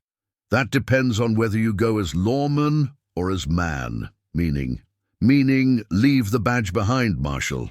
The Blackfoot have no reason to trust the government's word on anything, but they understand blood debts and honor. He turned to Hannah. A mother fighting for her children's protector, that they'll respect. Hannah nodded, suddenly understanding why she needed to come. Can you take us to them? No, Winslow said flatly. Too old for night riding, and these bones feel a storm coming, but I can send word. He reached for a cedar box on a nearby shelf and removed a polished bone whistle and a small leather pouch. Fire Ghost has a scout watching my cabin, has for years. This will tell him you come in peace seeking help. He handed the whistle and pouch to Hannah. Blow 3 long notes at the fork in Wolf Creek. Then burn this tobacco as an offering. Wait, they'll find you. And if they don't come? Caldwell asked skeptically. Winslow's piercing eyes fixed on the marshal. Then Hargrove's picked a burial ground, not a hiding place. Either way, you'll know by dawn. They left Winslow's cabin with directions to Wolf Creek and the promised storm beginning to gather on the horizon. Dark clouds obscured the stars as they rode northwest, the temperature dropping rapidly. We should make the creek by midnight, Caldwell said, glancing at the sky with concern. But if this storm hits before we find the Blackfoot... We keep going, Hannah said firmly. Every hour counts for Jackson and Rebecca. The first snowflakes began to fall as they reached Wolfie Creek, large white flakes swirling in the rising wind. They followed the creek upstream until they reached the fork Winslow had described, a place where the water divided around a large flat rock before reuniting again downstream. Hannah dismounted, her legs stiff from hours of riding. The bone whistle felt smooth and cold in her gloved hand as she raised it to her lips. The sound it produced was haunting, a long, mournful note that carried across the water and into the surrounding forest. She blew 3 times as instructed, then opened the leather pouch and sprinkled the tobacco onto the flat rock. What now? Caldwell asked, his voice nearly lost in the strengthening wind. Now we wait, Hannah replied, pulling her coat tighter. Against the cold, they huddled beneath a stand of pine trees as the snow fell more heavily around them. Hannah's thoughts turned to her children, safe and warm at the hotel, unaware that their mother was standing in a snowy forest in the middle of the night, waiting for people she'd never met to help rescue a man she barely knew. The absurdity of it struck her suddenly, and she might have laughed if she weren't so cold and frightened. An hour passed, then another. The storm intensified, reducing visibility to mere feet. Caldwell had just suggested they seek better shelter when Hannah felt, rather than heard, a presence behind her. She turned slowly to find herself facing 3 mounted warriors, their faces painted, feathers adorning their long black hair. They had approached in perfect silence, despite the snow and darkness. One warrior, older than the others with streaks of grey in his hair, studied her intently. "You seek Fire Ghost," he said in accented but clear English. Hannah stepped forward, snow crunching beneath her boots. "I am Hannah Morgan. Jackson Miller and his sister have been taken by a man named Hargrove. We need Fire Ghost's help to rescue them." The warrior remained impassive. "Why does a white woman seek to help the son of White Elk?" "White Elk? Hannah?" He questioned. "Jackson's mother," Caldwell murmured beside her, "her Blackfoot name." Hannah straightened her shoulders, meeting the warrior's gaze directly. "Jackson Miller risked his life to protect me and my children when we had no one else. He honored a promise to a dead man by sheltering us. Now I would honor my debt to him." The warrior exchanged glances with his companions, a silent communication passing between them. Finally he nodded. "I am Fire Ghost. White Elk was my sister. Her son is of our blood, though he walks the white man's path." He gestured to the horses behind him. "Come, the storm grows worse." They rode through the blizzard, following the Blackfoot warriors along paths invisible to Hannah's eyes. How they maintained their direction in such conditions seemed nothing short of miraculous. After what felt like hours, they descended into a sheltered valley where a cluster of hide-covered lodges stood arranged in a circle. Fires burned inside each lodge, their glow visible through the hides despite the swirling snow. The Blackfoot camp was alive with activity despite the late hour and storm. Word of their arrival spread quickly, and curious faces, especially children's, peered out at the white visitors as Fire Ghost led them to the largest lodge at the center of the circle. Inside, the lodge was warm and smoky, the central fire casting dancing shadows on the painted hides that formed the walls.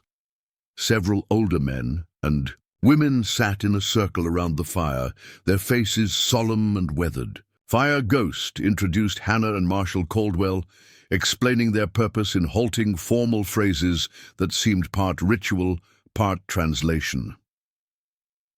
One of the elders, a woman with a deeply lined face and penetrating black eyes, spoke at length in the Blackfoot language. Fire Ghost listened, nodding occasionally, then turned to Hannah.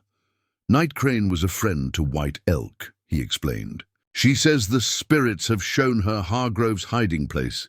It is, as the old trapper said, Raven's Peak, but there is danger there beyond Hargrove's men." "What kind of danger?" Caldwell asked.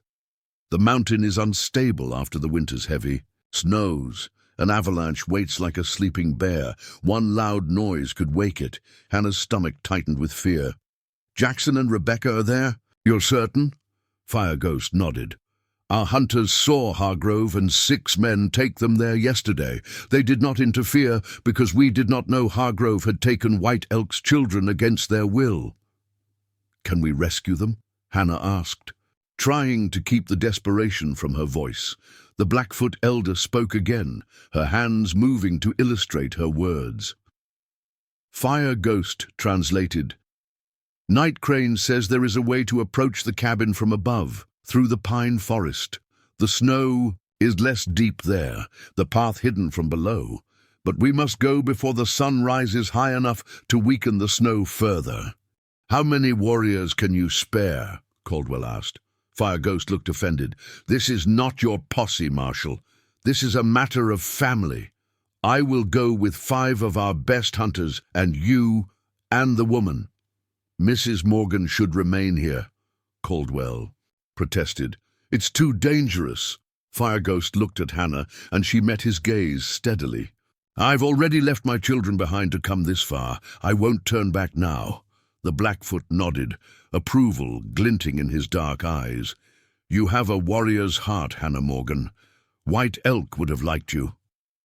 He turned to the elders, speaking rapidly in his own language. After a brief discussion, they seemed to reach a consensus. We leave in 2 hours, Fireghost announced. Rest while you can. The path to Raven's Peak is not easy, even in good weather. They were given furs to sleep on and thick buffalo robes for warmth. Hannah lay down gratefully, her body exhausted from the long ride, but her mind remained restless. The stakes had risen with every passing hour. Now she was not only fighting for Jackson and Rebecca, but potentially risking her own life as well. If something happened to her, what would become of her children? Yet the alternative, abandoning Jackson to Hargrove's mercy, was unthinkable. He had put himself between her family and danger without hesitation. Could she do any less for him? She must have dozed despite her worries, for the next thing she knew, a gentle hand was shaking her awake. A young Blackfoot woman offered her a steaming cup of something that smelled like pine and herbs. Drink, the woman said in halting English. Give strength for journey. The tea was bitter but warming, spreading a tingling alertness through Hannah's limbs. Outside, the storm had passed, leaving a world transformed by snow. The sky was beginning to lighten in the east, the stars fading into the pale blue of dawn. Fireghost and his warriors were making final preparations, checking weapons and securing supplies. They had brought extra horses for Jackson and Rebecca. Assuming the rescue would be successful, Hannah tried not to think about the alternative. The plan is simple, Fireghost explained as they prepared to depart. We approach from above, where Hargrove will not expect trouble. 2 warriors will create a distraction to draw out the guards. The rest of us will enter the cabin and free White Elk's children. What about Hargrove? Caldwell asked, checking his pistol. Fireghost's expression hardened. Hargrove has been a thorn in my people's side for many winters. He has hunted on our lands, polluted our streams with his mining operations, threatened our hunters. Today, his evil ends. The marshal looked uncomfortable but didn't argue. This was Blackfoot territory, and they were operating well outside the normal boundaries of the law.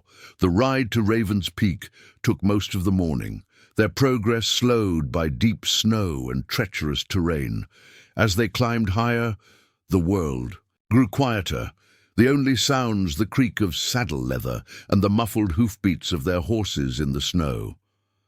They left the horses in a sheltered grove and continued on foot, following a narrow game trail that wound through dense pines. Fireghost moved silently despite the snow, and Hannah did her best to mimic his careful steps.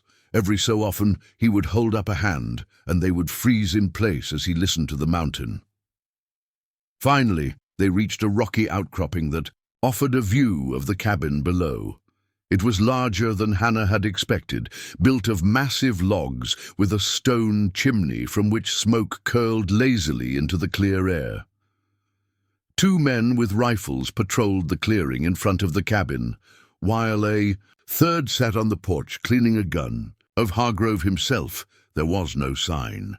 Fireghost studied the scene, then turned to his warriors and gave instructions in a whisper.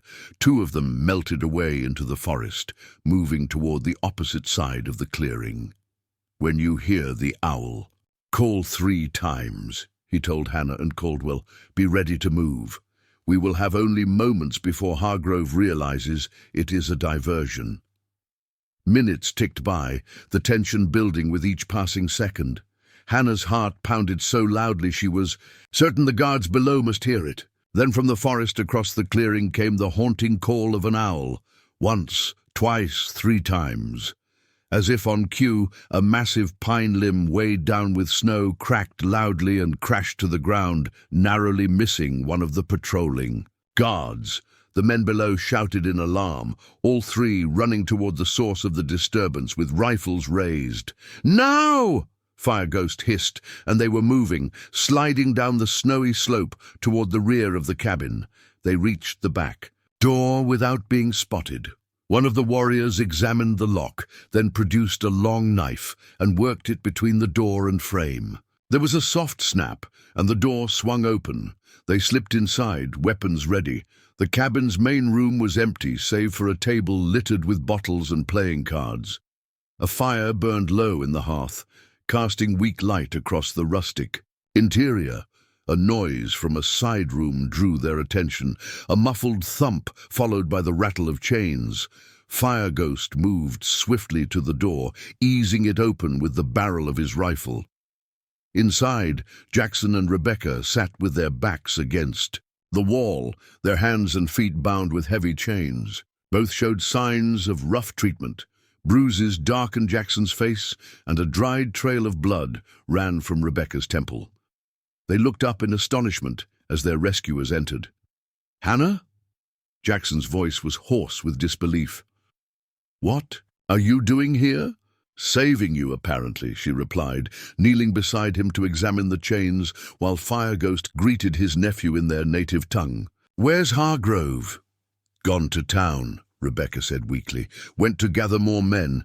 Said he was going to burn Miller Ranch to the ground, then come after you and the children next." Cold dread washed through Hannah. "When did he leave?" "Just after dawn," Jackson said, understanding her fear immediately. "Hannah, the children, they're at the hotel in Silver Creek," she assured him. "Deputy Johnson is guarding them. They're safe." Caldwell had found a heavy iron key hanging on a nail by the door. "Let's get these chains off and clear out before." Hargrove's men realized they'd been tricked.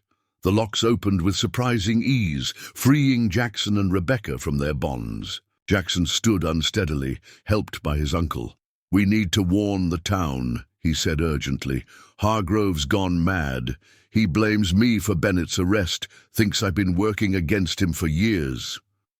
"Marshal Caldwell's with us," Hannah explained. "He can send riders ahead." Her words were cut off by a shout from outside, followed by the crack of a rifle. One of Fire Ghost's warriors staggered through the door, blood spreading across his buckskin shirt. "They're back," he gasped in Blackfoot. The words translated quickly by Fire Ghost. "Hargrove has returned with more men." Caldwell peered cautiously out a window. "At least 8 riders coming up the trail. We're outnumbered and trapped," Jackson added grimly. "That trail is the only way down the mountain for horses." Fire Ghost's eyes narrowed. "Not the only way." He turned to Hannah. "The way we came, through the pine forest. It is dangerous, but possible. On foot, maybe," Caldwell argued, "but not with wounded people." Jackson exchanged a look with his uncle, some unspoken understanding passing between them. "There's another option," he said slowly. "The mine shaft." Rebecca's eyes widened. "Jackson, no, it's not stable, especially with all this snow." "What mine shaft?" Hannah asked. "There's an old silver mine that runs through the mountain," Jackson explained. "One entrance is just behind this cabin, hidden by brush. The main entrance comes out 3 miles below, near the creek." "Is it safe?" Caldwell questioned. "It wasn't abandoned because the silver ran out," Rebecca said darkly. "It was abandoned because of cave-ins. Outside, they could hear Hargrove's men spreading out, surrounding the cabin. A voice called out, 'Hargrove himself! Miller, I know you're in there. Come out now, or we'll burn the place down around you.'" Caldwell checked his ammunition. "We don't have much choice. It's fight or try the mine." "The mine," Hannah said decisively. "For my children's sake, we need to warn the town about Hargrove's plans." Jackson nodded, a new respect in his eyes. "This way, and move quietly. Any loud noise could bring down more than just the mine." They slipped out the back door in single file, keeping low and using the cabin for cover. 20 yards away, partially hidden by a snow-covered rockfall, was the wooden frame of a mine entrance, its timbers grey with age. Jackson pulled away the brush concealing the opening, revealing a black maw that seemed to breathe cold, stale air from the mountain's depths. "Stay close," he warned. "The tunnel forks about a quarter-mile in. Take the left passage. The right one's flooded." They entered. The darkness, just as a shout went up from one of Hargrove's men who had circled behind the cabin. A bullet splintered the wood beside Hannah's head as she ducked into the mine entrance. Fire Ghost took a position at the entrance, rifle ready. "Go," he told them. "I will delay them." "Uncle," Jackson began, but the older man cut him off. "I cannot navigate the mine with my old eyes," he said, "and someone must slow them down. Go now, sister son. Protect your new family as I protect mine." Before Jackson could protest further, the sound of multiple footsteps crunching through snow announced the approach of Hargrove's men. Fire Ghost pushed them deeper into the tunnel, then turned to face the entrance, his rifle raised. The last thing Hannah saw before Jackson pulled her around a bend in the tunnel was Fire Ghost silhouetted against the daylight, proud and defiant as the first of Hargrove's men came into view. Then darkness swallowed them whole. The darkness in the mine was absolute, a living thing that pressed against their skin and filled their lungs with each breath. Jackson led the way, one hand touching the rough wall for guidance, the other holding Hannah's hand to keep her connected to the group. Behind her came Rebecca, supported by Caldwell, while the remaining Blackfoot warriors brought up the rear. "Watch your step," Jackson cautioned as they navigated the uneven ground. "The floor drops away in places." Hannah could hear water dripping somewhere in the distance, the sound echoing off unseen walls. The air was damp and cold, heavy with the scent of earth and minerals. She tried not to think about the thousands of tons of rock and soil above them, or how little it would take to bring it all crashing down. Behind them, the sounds of pursuit grew louder, shouts and curses as Hargrove's men entered the mine. A gunshot boomed in the confined space, the sound deafening as it reverberated through the tunnel. "No shooting!" Jackson hissed urgently. "The vibrations could trigger a collapse." They quickened their pace as much as safety allowed, feeling their way forward in the darkness. Hannah's heart raced with fear for her children. If Hargrove reached Silver Creek before they could warn the town, the tunnel forked, just as Jackson had said it would. He led them down the left passage without hesitation, though to Hannah both looked equally forbidding. The ceiling lowered here, forcing them to crouch as they moved forward. "How much farther?" Caldwell asked, his voice tight with tension. "Half a mile, maybe more," Jackson replied. "The tunnel widens again soon. Then there's a series of chambers where they process the ore. After that, it's a straight shot to the main entrance." A rumble shook the passage, sending small cascades of dirt and pebbles raining down on them. Everyone froze. "Was that—" Hannah began. "Thunder," Rebecca assured her, though she sounded far from certain. "Just thunder from the storm." The tunnels began to slope downward, making their progress easier, but also causing the ground to become slick with moisture. Hannah slipped once, saved from falling only by Jackson's firm grip on her hand. "Almost to the processing chambers," he murmured encouragingly. The pursuit behind them had grown quieter, suggesting that Hargrove's men were proceeding with more caution after the warning rumble. Hannah took small comfort in the delay. Every minute gained improved their chances of reaching Silver Creek in time. The tunnel suddenly opened into a vast chamber, its dimensions impossible to judge in the darkness. Their footsteps echoed differently, here bouncing off distant walls and a ceiling that must have been 20 feet high or more. "Here," one of the Blackfoot warriors said, striking a match. The small flame revealed massive wooden structures, sluice tables, sorting platforms, and the remnants of a crushing mill. Rusted tools lay scattered about, abandoned when the mine was closed. "We should rest for a moment," Caldwell suggested, noting Rebecca's labored breathing. Jackson nodded reluctantly. "Just a few minutes. Hargrove won't be far behind." They sank down against one of the wooden platforms. In the dim light of another match, Hannah could see the toll captivity had taken on Jackson and Rebecca. Both were gaunt, their eyes shadowed with exhaustion and pain. "What happened at your ranch?" Hannah asked softly as Rebecca drank from a water skin one of the warriors offered. "Hargrove and his men came just after dawn," Jackson explained, his voice bitter. "They set fire to the barn first, to draw us out. When we tried to stop the spread to the house, they ambushed us." Rebecca nodded grimly. "They knew you and the children had been there. Hargrove kept asking where you'd gone." "How did he know?" Hannah wondered. "The hotel clerk in Silver Creek," Caldwell surmised. "Recognized you when you came through with me and put the pieces together. Hargrove probably paid him for information." A distant shout echoed through the chamber. Hargrove's men had reached the fork in the tunnel. Time was running out. "We need to move," Jackson said, rising stiffly to his feet. "The main entrance isn't far now." They navigated through the processing chamber and into another tunnel, wider than the first but supported by wooden beams that had begun to rot with age and moisture. Water dripped steadily from the ceiling, forming puddles on the uneven floor. As they progressed, Hannah became aware of a subtle change in the air. It seemed fresher somehow, with hints of pine and snow. The exit must be near. A gunshot shattered the silence, the bullet ricocheting off the stone walls behind them. They ducked instinctively, pressing against the tunnel walls for cover. "I see you, Miller," Hargrove's voice echoed through the passage. "You and your Indian friends and that widow woman. Did you really think you could escape me in my own mine?" Jackson pushed Hannah ahead of him. "Keep going," he whispered urgently. "The entrance is just beyond that bend.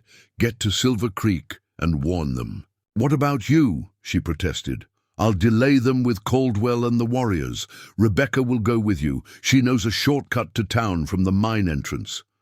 Before Hannah could argue further, a massive crack split the air, louder than any thunder.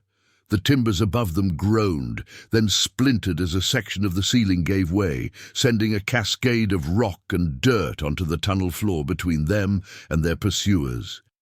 "Cave in!" Caldwell shouted. "Move, now!" They ran, abandoning. Caution, as the tunnel continued to collapse behind them. Hannah could hear Hargrove and his men shouting in panic as tons of earth cut them off from their prey. Daylight suddenly appeared ahead, a ragged opening partially covered with brush and young saplings. They burst through into the blinding whiteness of snow-covered forest, gulping the clean air gratefully. Behind them, dust billowed from the mine entrance as the collapse continued deeper into the mountain. An ominous rumble grew beneath their feet, and Jackson yanked Hannah away from the entrance just as the entire hillside seemed to shudder. "The whole mine is going," he said grimly, watching as cracks appeared in the ground around the entrance. "Hargrove and his men, could they have escaped back the way they came?" Hannah asked, thinking even of their enemies' lives. Jackson shook his head. "Not likely. That passage would have been the first to go." A final, thunderous crack split the air as the mine entrance collapsed completely, sealing the fate of those trapped inside. Hannah closed her eyes briefly, offering a silent prayer for all lives lost, even those who had threatened her own. "We need to reach Silver Creek," Caldwell said urgently, breaking the somber moment. "Hargrove may be gone, but he could have sent men ahead to the town." Rebecca pointed to a game trail leading down through the pine forest. "This way, it follows the creek and comes out behind the livery stable. We can be there in an hour if we hurry." They set off at a brisk pace, the Blackfoot warriors melting away into the forest with promises to spread word of Hargrove's demise to their people.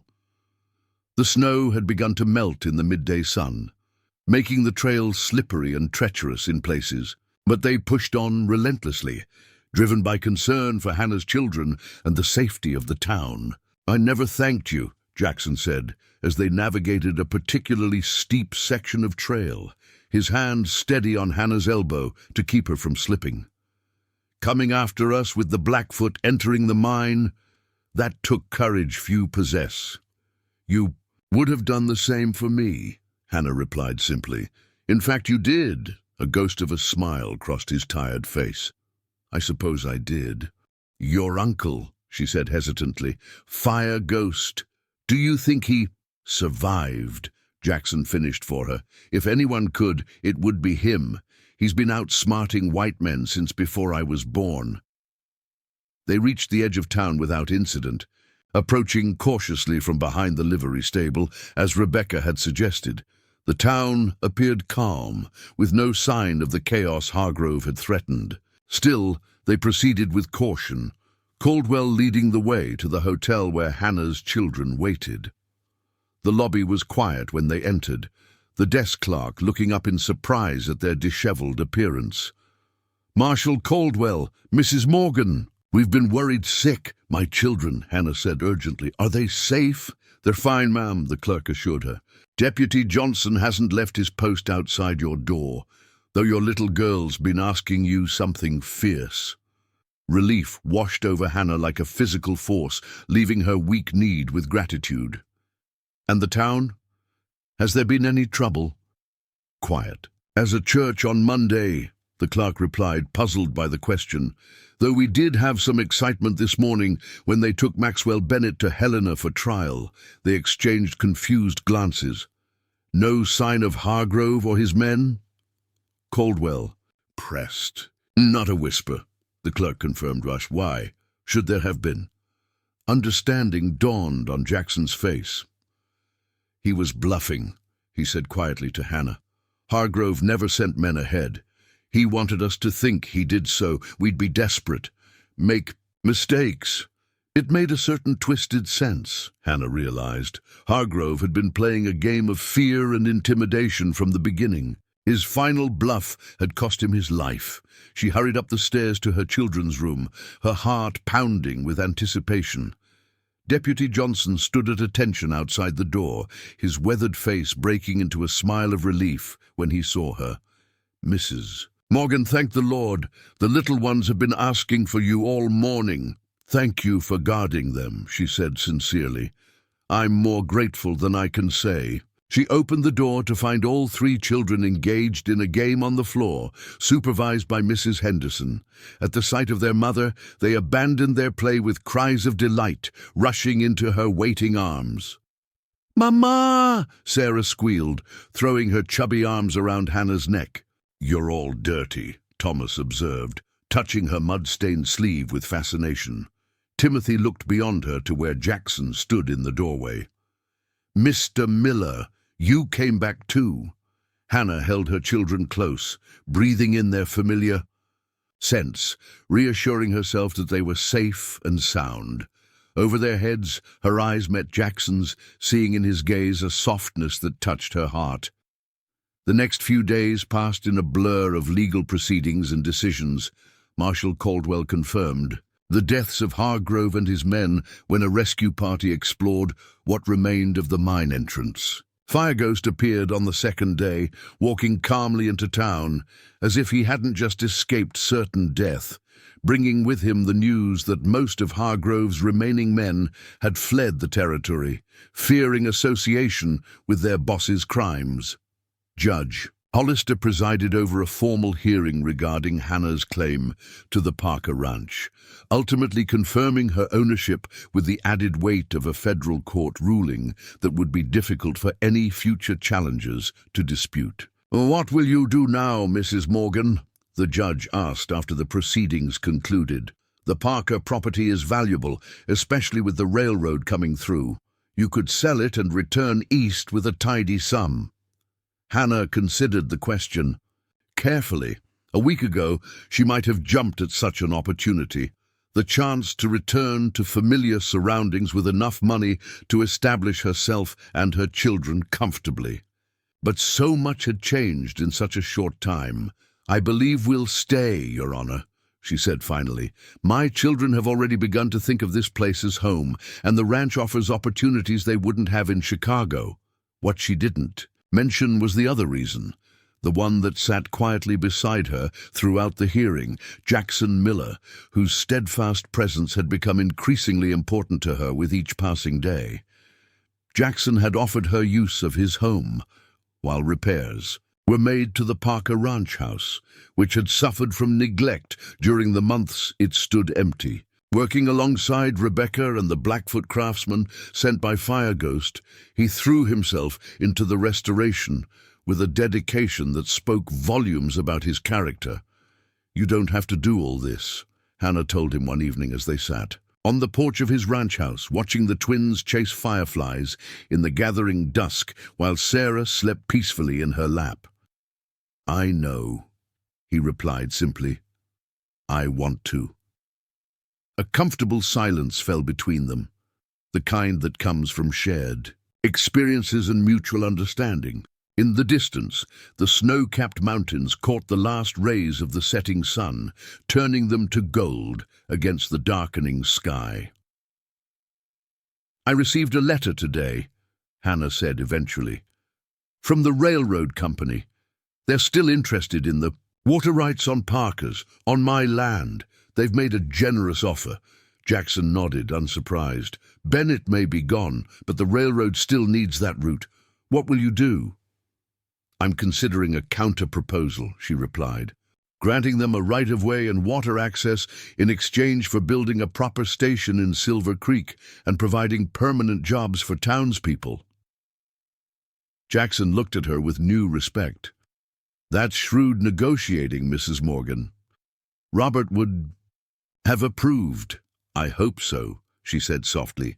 "I never knew him, not really, but I feel I owe him something for bringing me here, even if it wasn't as he intended."